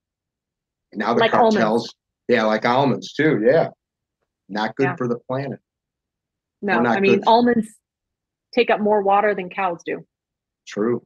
Do you think like people have gone crazy with avocados? I remember when I was a kid, avocado was not a very common thing, No. especially in the Midwest. I mean, like California and other places, maybe so. But do you think people should eat them like they do? Like I know ladies that eat a couple avocados every single day. You know, I went through an avocado phase because I was trying to get more fat into my diet, and I burned out on them. I just totally burned out on them. Are avocados good for you? Yes. Do you need to eat them in excess? No. I mean, but that's with everything. You know, I tell people, you know, to plan out your dinners as two beef, two fish, two chicken of whatever, preferably thighs, and then one wild card, whether that be pork, whether that be another beef, Thyroid whatever. gland, Thyroid thyroid, gland, have some thymus, thyroid. spleen, pancreas. Just throw it all in there. How about butter? We talked about it a little bit. Should people like? I like nice, good whole creamy like Irish butter. Kerrygold. Sure, that's a great brand. There's some around my region. I'm in what was once one of the largest dairy producing counties in the Oh, Midwest. No dairies here anymore, but this region, northern Illinois, southern Wisconsin, is still very dairy rich. Is it bad to eat butter? Is it good to eat butter? no. Butter's great. Butter actually supplies your intestinal tract with butyric acid, and that is something that will keep the microbiome healthy. Butter is fabulous. But So you got to that get good acid butter. helps keep the some It kind of feeds the ratios in microbes. check. Okay, It it feeds the good microbes. margarine won't do So that. margarine is garbage. I know, I'm Margarine. just kidding. I'm just kidding. That's like We went hydrogenated through the. vegetable oil spun into Oh a yeah, tube. Yeah, that stuff's we poison. went through that as I remember going through that as kids, and I think I the story that I tell in here has to do with milk, but it's kind of the same idea of going to something because you were told it's healthier. You know, it's like I remember, like I used to love milk. I would drink all the time. Like cow milk or goat Cow milk or milk, something. Yeah, okay. cow milk. Yeah, I got my parents actually. My mom was told to put me on goat's milk when I was first diagnosed with asthma. And thinking about that, that was in like 86, 87. And that was very forward thinking now that I look back and realize it. But I remember after one carton, she's like, nope, not doing this. It smells bad. It Goat milk smells that so comes in a bad. carton smells like a goat barn. I raised goats for years. I was actually, Oh, I okay. don't mean to toot my own horn, but I was a goat milking champion, not once, not twice, but 3 times in McHenry County. So Okay. just want to let you all know that. But my mom got the goats because she had twins and didn't want to give. She couldn't. My mom's a little tiny 4'11" lady trying to nurse 2 twin babies, so she got goats to offset that. But on the milk thing, um, I had I was a goat milking champion. I had tried to milk oats and almonds and coconuts, and I can't get any milk out of them. Is that stuff good for you? Like I see, like you look at oat milk and that kind of shit. There's carrageenan in there and these emulsifying agents and shit like that. Is it good for you or is it not good? I think if somebody likes it, they can have it in minimal doses, like a coffee creamer or whatever, who's lactose intolerant or casein intolerant. Is it good for you? It's always better to have the whole thing. Like you mean like an the almond. almond? Like, Okay. yeah, as opposed to, it's just like juicing. We're juicing things, but we're taking out some of the good parts to mainline the sugar. I had the like top of the line juicer I bought years ago. I gave it away because it was like, yeah, I'm throwing into the garbage all these bits that I would normally eat. And like you said, now I just drank like 18 apples like at once. Yeah. It's just, Exactly. I mean, when my mom, are you I still hear there? you. Yeah. When my mom went through chemo, that was one of the things that they were doing is telling juicing. Now, mind you, this was in the early-ish 90s. So, we've come a long way since then as far as knowing what is good and what is not. But yeah, if it's coming from a nut or a grain, it's not milk. It's not the same thing. You're getting a watered down version of something pulverized. Okay. So you don't recommend people like make sure you get your oat milk every day, like when we were kids, Never. have your milk. Never. I don't recommend milk on a daily basis. We're the only species that drinks milk after the age of 2. I've seen some cats drink cow milk when people put it in a dish. They will because it tastes good. Yeah. But do they need it? Because it's loaded with hormones. It's regardless if the cow is treated with hormones. That's what milk is for. Milk is there to help you. So grow. it is hormones that mama cow is pumping into baby cow to help the baby grow. Yes. Yeah. And that's God taking care of everything. That's how, you get your life started. Do I like ice cream? Yeah. But is it the milk or is it the sugar? It's the sugar. I don't know. I think the creamy milk is good and delicious too. I like a little bit of high quality ice cream. There's a place in my town called Julianne's Frozen Custard. It's egg yolks and cream and delicious. And it's high quality.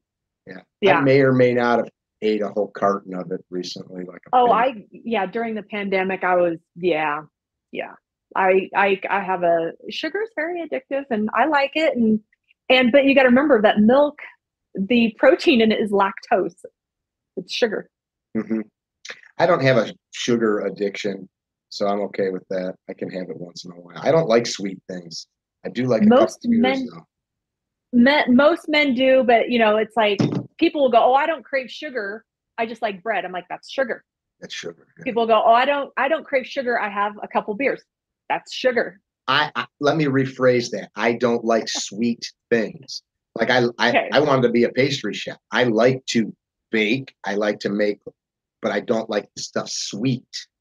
So like if I make a margarita, I'm going to use the tiniest bit of agave. Okay, and not, I don't like margaritas at all. Not a bunch of simple syrup and make it super sugary and like makes your teeth hurt. It's bad. Well, and you're one of the more rare ones, but I will say there was a one of our patients that I had talked to, and he made a really astute comment that for men, food for the most part is transactional. For women, it's more emotional. Men want to just tell me what I need to eat so I can eat and be whatever their goal is. You might enjoy it. The goal may be to socialize. The goal may be to relax. But when it comes to their health, they're like, just tell me what to eat so I can eat it. Mm-hmm. Women are the ones that I'm like, okay, I really got to dig into the emotional attachments, the social attachments, like I do this with alcohol with some of people, the misbeliefs that you really believe that it's doing for you, but it's really not, and get down to the root of that.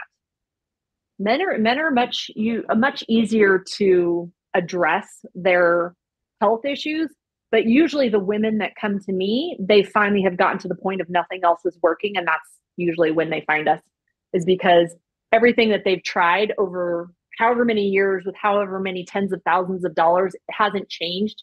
And as a general, usual, like the less complicated ones, it's within 2 weeks. They're like, holy mackerel, my sugar cravings are gone. I'm like, yep, you just got to do this, this, and this. That's cool. I often will get people that come to me for what I do, and they start by telling me all they know and by all the stuff that they're doing right. And I just, I'm kind of like, can you shut up? Like, do you have people come and they're like, I don't know why I have all this. And then you start digging in and you're like, wow, you literally eat shit.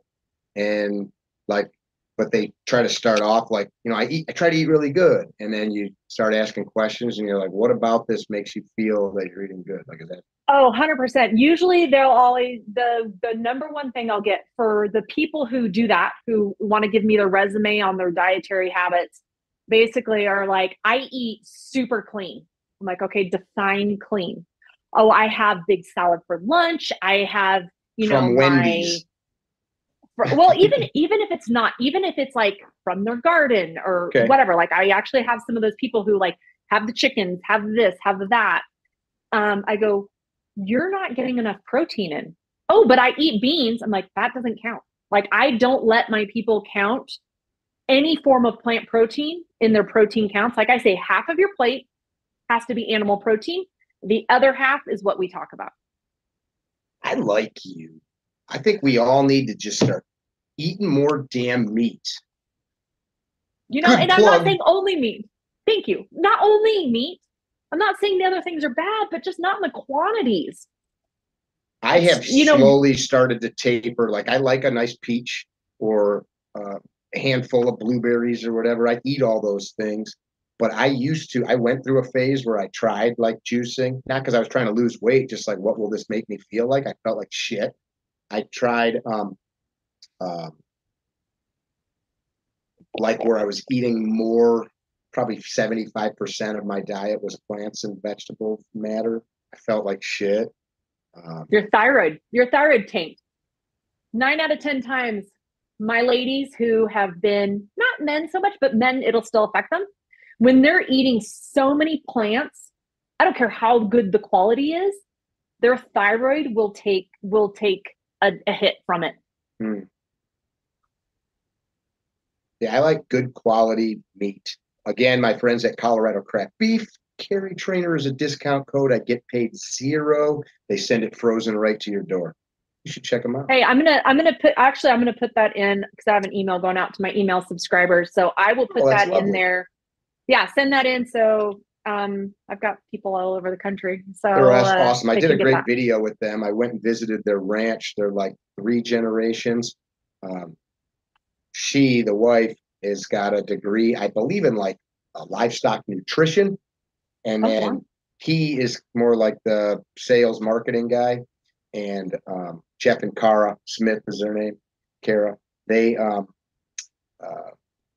this beautiful ranch where he jokes like the animals live in like a country club and then they die. Like they're out in this beautiful range in Colorado and they're living it up and doing their thing and then they become harvested animals. But it's a very nice life. I went out there and filmed them out on the horses and probably about the closest thing to it. They protect them from predators and they feed them very well and they're out naturally grazing. They're not just grass raised. They do eat some supplementation, but like it's about creating like the healthiest meat. Cool stuff. But you know what? They probably have to, because if you take a look at the soil degradation over the last 20 to 50 years, it's not what it is. It's not what it used to be. If we would let all that regenerative agriculture stuff actually come back into play, then they probably wouldn't need to do it. But that's not where we are in time. I mean, it's very realistic. Well, it's also those animals without external food sources look like animals you see in African documentaries where their rib cage is sticking out and stuff. Yeah. It takes a lot of dry grass to make pounds of beef. Yeah. It sure does. So parting words. First of all, I really much enjoyed this conversation. I learned a lot from it. I try not to say what are some things that people can work on, like a few tidbits to help them have a healthier diet and better overall health and wellness? Okay. Here's my, probably I'll say top, I'm going to say 3, but we'll see if I go beyond 3. one of the first things people can do is slow down when they're eating. Oh.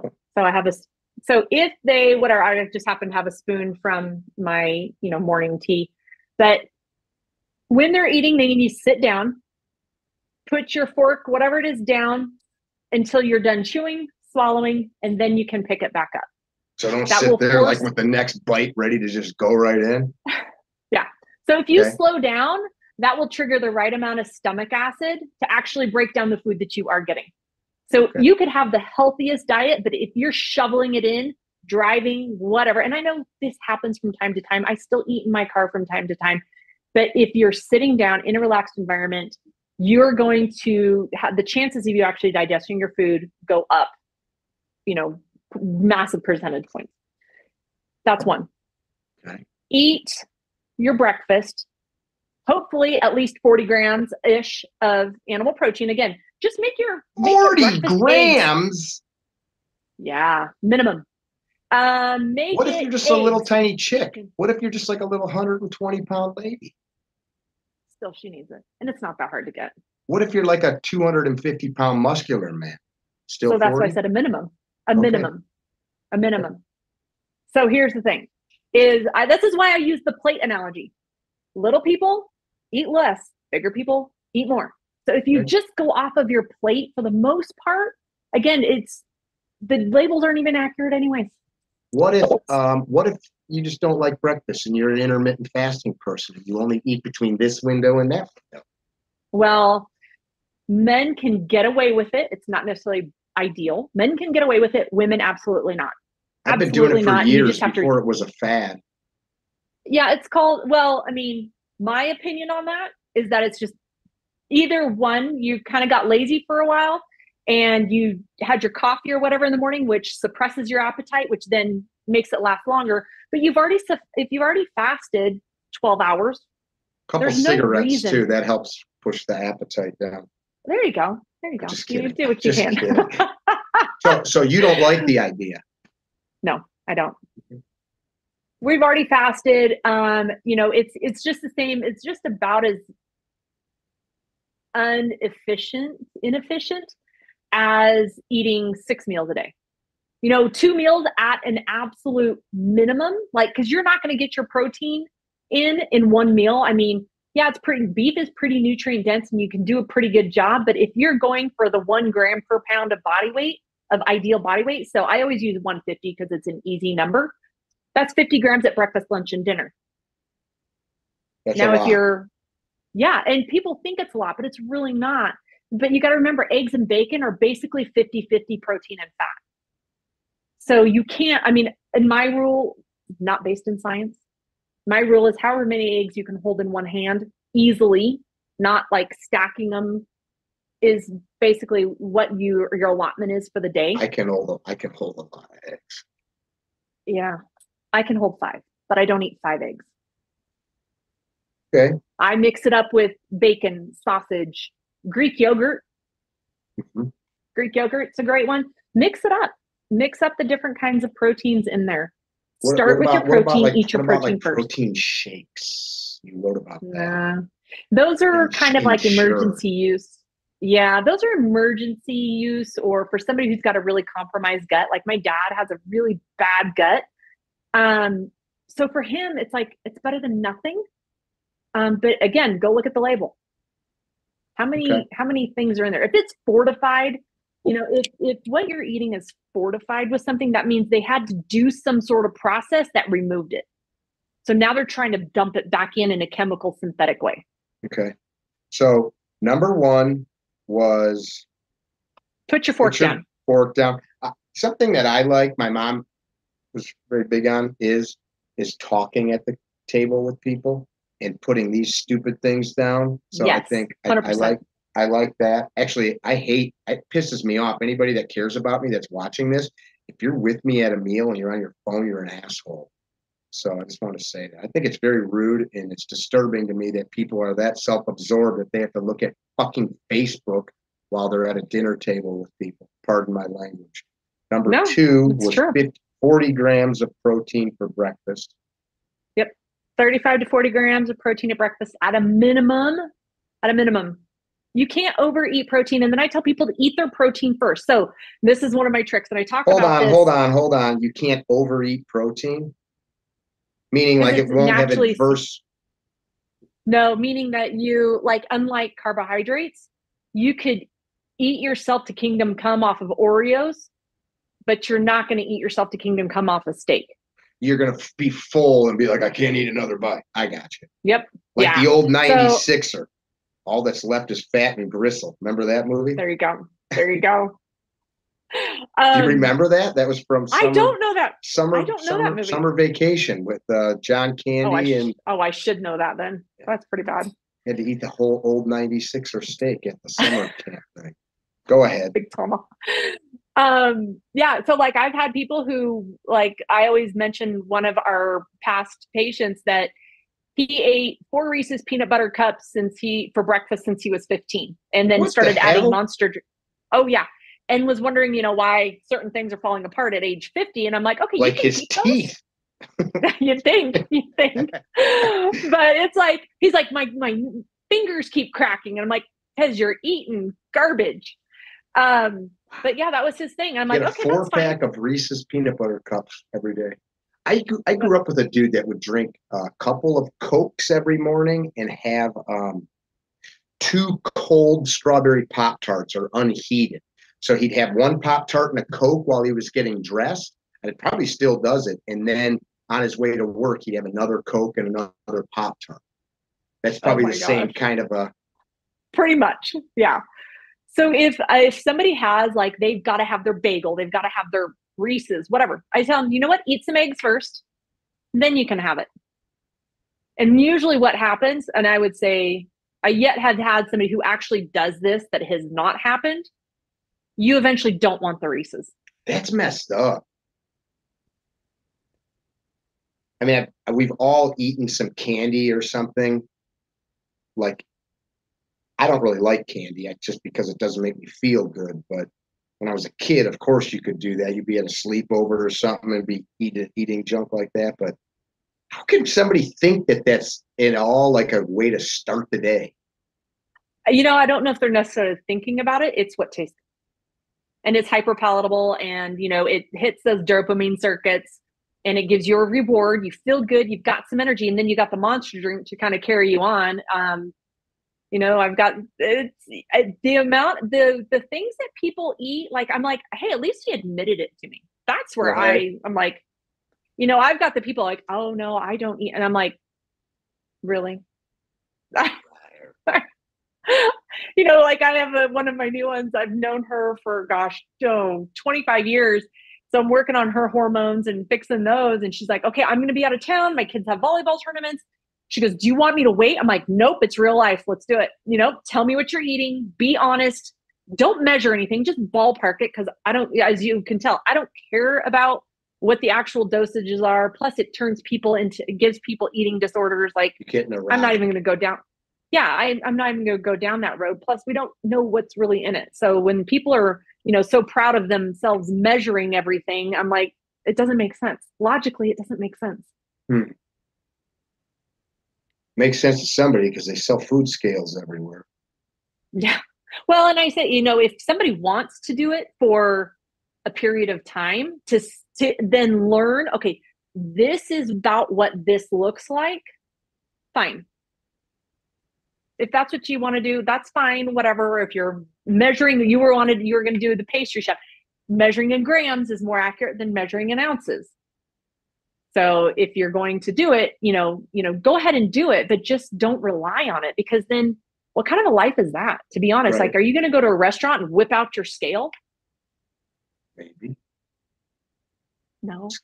Seems like too many people blame too much on food too. Like, it's got to also be like the movement thing, the exercise thing. Like this event that we just did, we're pushing people by the final day safely, and we'll stop people if they're being unsafe. But I was teaching and I did 40 whatever miles, I said. So some of these people maybe did 55 or 60. Wow. Maybe I did more because I was moving more, but they did way more than they're used to. and now they're dragging 200-pound people. They're running quarter mile back and forth to get their heart rate up. They're doing jumping jacks and push-ups. And some of them, one of them in particular told me this guy had like a really serious spine fusion from a major car accident while he was on New York City Fire. Very twisted up, bent over. His name's Pete, super cool dude. He told me that he felt better than he had in years, because normally certain people, they just kind of like work around the pain and they do less. And then another friend of mine, Steve, who got in a very serious motorcycle crash as a professional motorcycle racer, was told he'd never walk. And he's walking and driving and working, but his one half of his body is at times semi-paralyzed from damage to his spinal cord. He said after all of that exertion, he just got home to Florida. This was a couple of days ago. He's felt better than he's ever has since the accident, which I think was like 5 or 8 years ago, because he pushed himself. And then, of course, I'm not a doctor and I'm not telling people to do anything, but he pushed himself way past whatever was comfortable, and like, I don't know, snapped something loose where shit started moving and feeling better. Yeah, no, I mean, it's totally true. It makes me think of a couple of things. One is joints don't get the nutrition they need unless they're moving. So yes, we might need to stabilize things. So I worked in the hospital. I was in a rehab physical therapist for a lot of years, specialized in strokes and spinal cords for the most part. But if we mobilize things and keep them still, they actually decline. They might need to heal. The bone might need to heal. Certain things might need to heal. But if we don't get them moving right away, you're going to lose the lubrication in the joints, which is how you get those joints to heal. So that's one. And I work with somebody, Sarah and Grayson Strange out of New York, that they work on joint strength. And it's like, I mentioned them earlier, they're like, I'm like, okay, let's do this. And like all the popping, clicking, cracking. And it's like, oh my gosh, I'm like getting my range back. And I'm a physical therapist. I've been doing this for a long time, but having them attack it kind of from a different perspective is amazing. And then it makes me think of, I have a cousin who has cerebral palsy, and she went with us. So I spent my summers as a kid in the Black Hills of South Dakota. And because my parents were teachers, so we would go there for a month and a half, something like that. And she would always have physical therapy and not really making a lot of gains. Well, she spent that time with us there because we went to Chicago first to grab her and then went. Usually it was opposite. And when we got back, and, she came and, was always kind of doted on. And by the time we left, she knew how to tie her shoe with one hand, was doing all these things, getting up, moving, being active, being a kid again. Scampering around as a kid. Yeah. And got back, the physical therapist was like, we don't need to see you. My dad and I talk about this often. They're like, we don't need to see you again for at least another 6 months. And she was going weekly, I believe, at that point. So it's just that whole getting active, what you said. Now, mentioning Goggins earlier, does he take it to an extreme? Yeah, I think he takes it to an extreme where he's ignoring his body's signals. But yeah, if we don't push ourselves, we're never going to grow. That's like the whole theory on hypertrophy of muscles, that if you don't push it, people don't understand that when you build muscle, it's because you've broken it down, and it's the repair that makes it bigger. Forced adaptation. Yeah. I mean, and that's mentally neuroplasticity, same idea. I can't do this. I can't do this. I can't do this. Yep. It's that liminal thinking where if, whatever you tell yourself, your body listens. I can't do this. I'm not qualified for that. Woe is me. Like a certain population I work with, a lot of them are like, well, I just can't get out of bed. I'm so tired. Okay. So how about start telling yourself, I have more energy today than I did yesterday. And yeah, it sounds super woo-woo, but it works. And it's like, you better be careful, because what you say, you are listening to. Mm. A man is what he thinks about all day long, said Emerson. It's true. Oh, yeah, that is very true. I think Proverbs said something similar. What did it say? It said, as a man thinketh, so shall he be. Yep. The Bible is pretty, if people actually took it and understood it, you'd be surprised at how much really good advice is in there for everything. There's a scripture that I always tell my mother when my dad was a pastor, that basically the female has her period and she sits somewhere and a guy sits where she sat during the period, not only am I in trouble, but I have to leave the camp for like 20 days or something. So there's some right. weird shit in there. Unclean, kind of weird stuff. Yeah. Weird shit. I just always like to bring that one up. Stone some kid because he told his mother no, that kind of stuff. But I don't want to detract from the point. We've been talking for like 2 hours. Right on. Excellent fun stuff in here. I'm going to send you the information for Colorado Craft Beef. Again, I'm not trying to push their stuff, but it's just timely talking about all this protein stuff. Parting words. If you never meet the people that we're talking to, if they never get to shake your hand or cross your path, what would you leave them with? Doesn't have to be anything related to what we're talking about. Find somebody, and it's funny because I was thinking about this to tell one of my best friends is, if you don't believe in yourself, find somebody who can convince you to believe in yourself. Because sometimes we're in a point where we can't see outside of ourselves, and so we think there are no possibilities. But if you find just one person who sees what you're capable of, you can do anything. Like, my parents always never restricted my dreams. Dream big, dream often. You never know where that might go, and never be afraid to ask for somebody for help or ask a question. What's the worst they can say? No. I like that. That's pretty cool. Sometimes people will sound off with some cliche bullshit that actually was pretty good. I think too often people are. The other day, my friend at RS12 event, one of my closest friends is a guy named Z Durham. He's a 5th group Green Beret, retired now, MMA fighter, jiu-jitsu black belt, all around stud, very introspective guy, a studier of the Stoics. And if he gets a chance to talk to a group, chances are he'll break down and cry. And he does it because he's so motivated to tell people that if a guy like him can achieve some of the things he did in life, that they can too. And he's talking and he's getting teary-eyed. And I start looking around the room at all these men who are looking at their feet because they don't want to look at another dude. So I interrupted and I said, look at it. Like, he's talking to you, look at it. So I talked to all these guys offline, and a bunch of them were like, man, he was going to make me cry. And I said, and if, so I had asked people in the room after I got the microphone back, I said, who cries in here? And like one dude out of like 70 people raised their hand. And I'm like, only one of you is honest? I'm like, I cry. Like, you guys can't even like admit to this. So most people, like, to ask for help or to even be honest, it's hard for somebody to say, especially for men, I don't think I'm capable of stuff.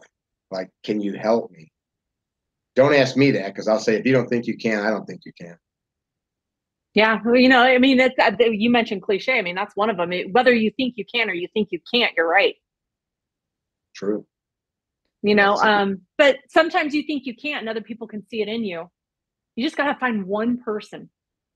And there's always going to be one person. Your mom's a good one. I don't mean your, but like usually a mom, but. Usually. You'd be surprised at how much. Yeah, I would say usually moms are it. Not everybody kid grows up. I see some of the people my husband works with, not every kid grows up having either parent believe in them, telling them that they're never going to amount to anything and all of that. And that's, I think, why kids end up in gangs, to be honest, because they're just looking for that inclusion. They're looking to belong. And it's sad, but if I can get to one person who thought that, just because my dream requires X, Y, and Z that I don't have, that it's now impossible, that's you're putting your viewpoint on what the bigger purpose is,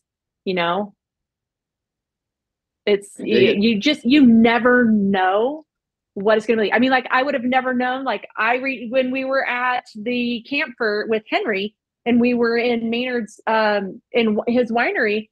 And I said to you, what would it take for me to get my book up on that shelf? And you're like, let's figure it out. Had I not said anything, you would have had no clue. Pretty sure I started that conversation. Yeah, I think most of us, just as a species, are pretty content to let happenstance steer the rudder of life, and it goes by so quick. Where I just was at this past week, there are several friends of mine that helped me build that event that are dead. Doesn't matter why, but like they're here and then they're not, and like everything's so temporal, and we look and we think, like I was talking to my son last night, I haven't laid eyes on him in 2 months. I'm traveling, he's busy, he's got a job, and it's like, wow, 2 months just blasted by, and then a year blasted by, and years. It's like, yeah, we got. How old are your kids? My daughter is 21, 22 coming up. My son's to be 24, so yeah. Okay. Yeah, my boys are 17 and 19, almost 18 and 20, and so yeah, it's crazy letting them fly on their own. Yeah, it goes fast. It does. It goes real fast. I'm sure my mom and your parents say the same thing. I mean, all my grandparents are gone now. I'm sure they said the same thing, and it's it's like, well, how bad do you want a thing? Because pretty soon, like being a black belt, like I started jiu-jitsu in like 1999, 2000, and left it and came back, and left it and came back. I'd have, belt weighing me down with stripes now, but instead I don't, and that's okay, and I own that. But that wasn't important enough to me. But like, we want a thing, and then we're not willing to ask, how do I get my book out? So I appreciate you spending this time. I'm really interested to talk to your husband. Yeah, we'll get that set up. And get that set up. I'm interested to see you guys again. And people can buy this on Amazon. You guys that listened, that viewed, if you enjoyed the conversation, depending on what platform you're viewing or listening on, throw some questions up. Find this nice lady, Marci Zavala. Zavala. I like my pronunciation better. Zavala. Find her online. Shoot her a message. Buy the book. Share it with your family. And don't be dickheads. Be well. Thank you much. Visit our website, CarryTrainer.com, for information about classes held throughout the U.S., CarryTrainer apparel, and upcoming projects. You can also email us at training@CarryTrainer.com for information about setting up your own private course or speaking engagement. Training@CarryTrainer.com or CarryTrainer.com.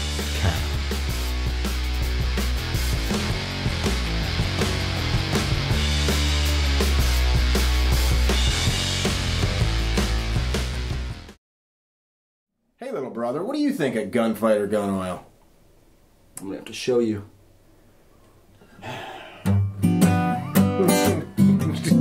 Hey, Steve, what do you think of gunfighter gun oil?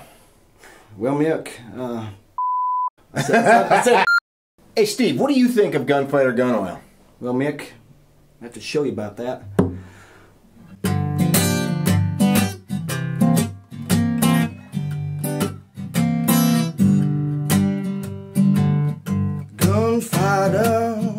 Gunfighter lube. Baby, I had the gunfighter blue.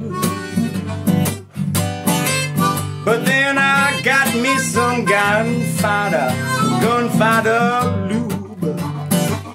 Let me tell you about it. Made in the USA. Amazing lubricity. Amazing adhesion, baby. 100% synthetic. But it's gonna last you. Gunfighter gun oil, baby. Took away my gunfighter blue. I'm still working on it, but you know. Oh, yeah. So you like the lube?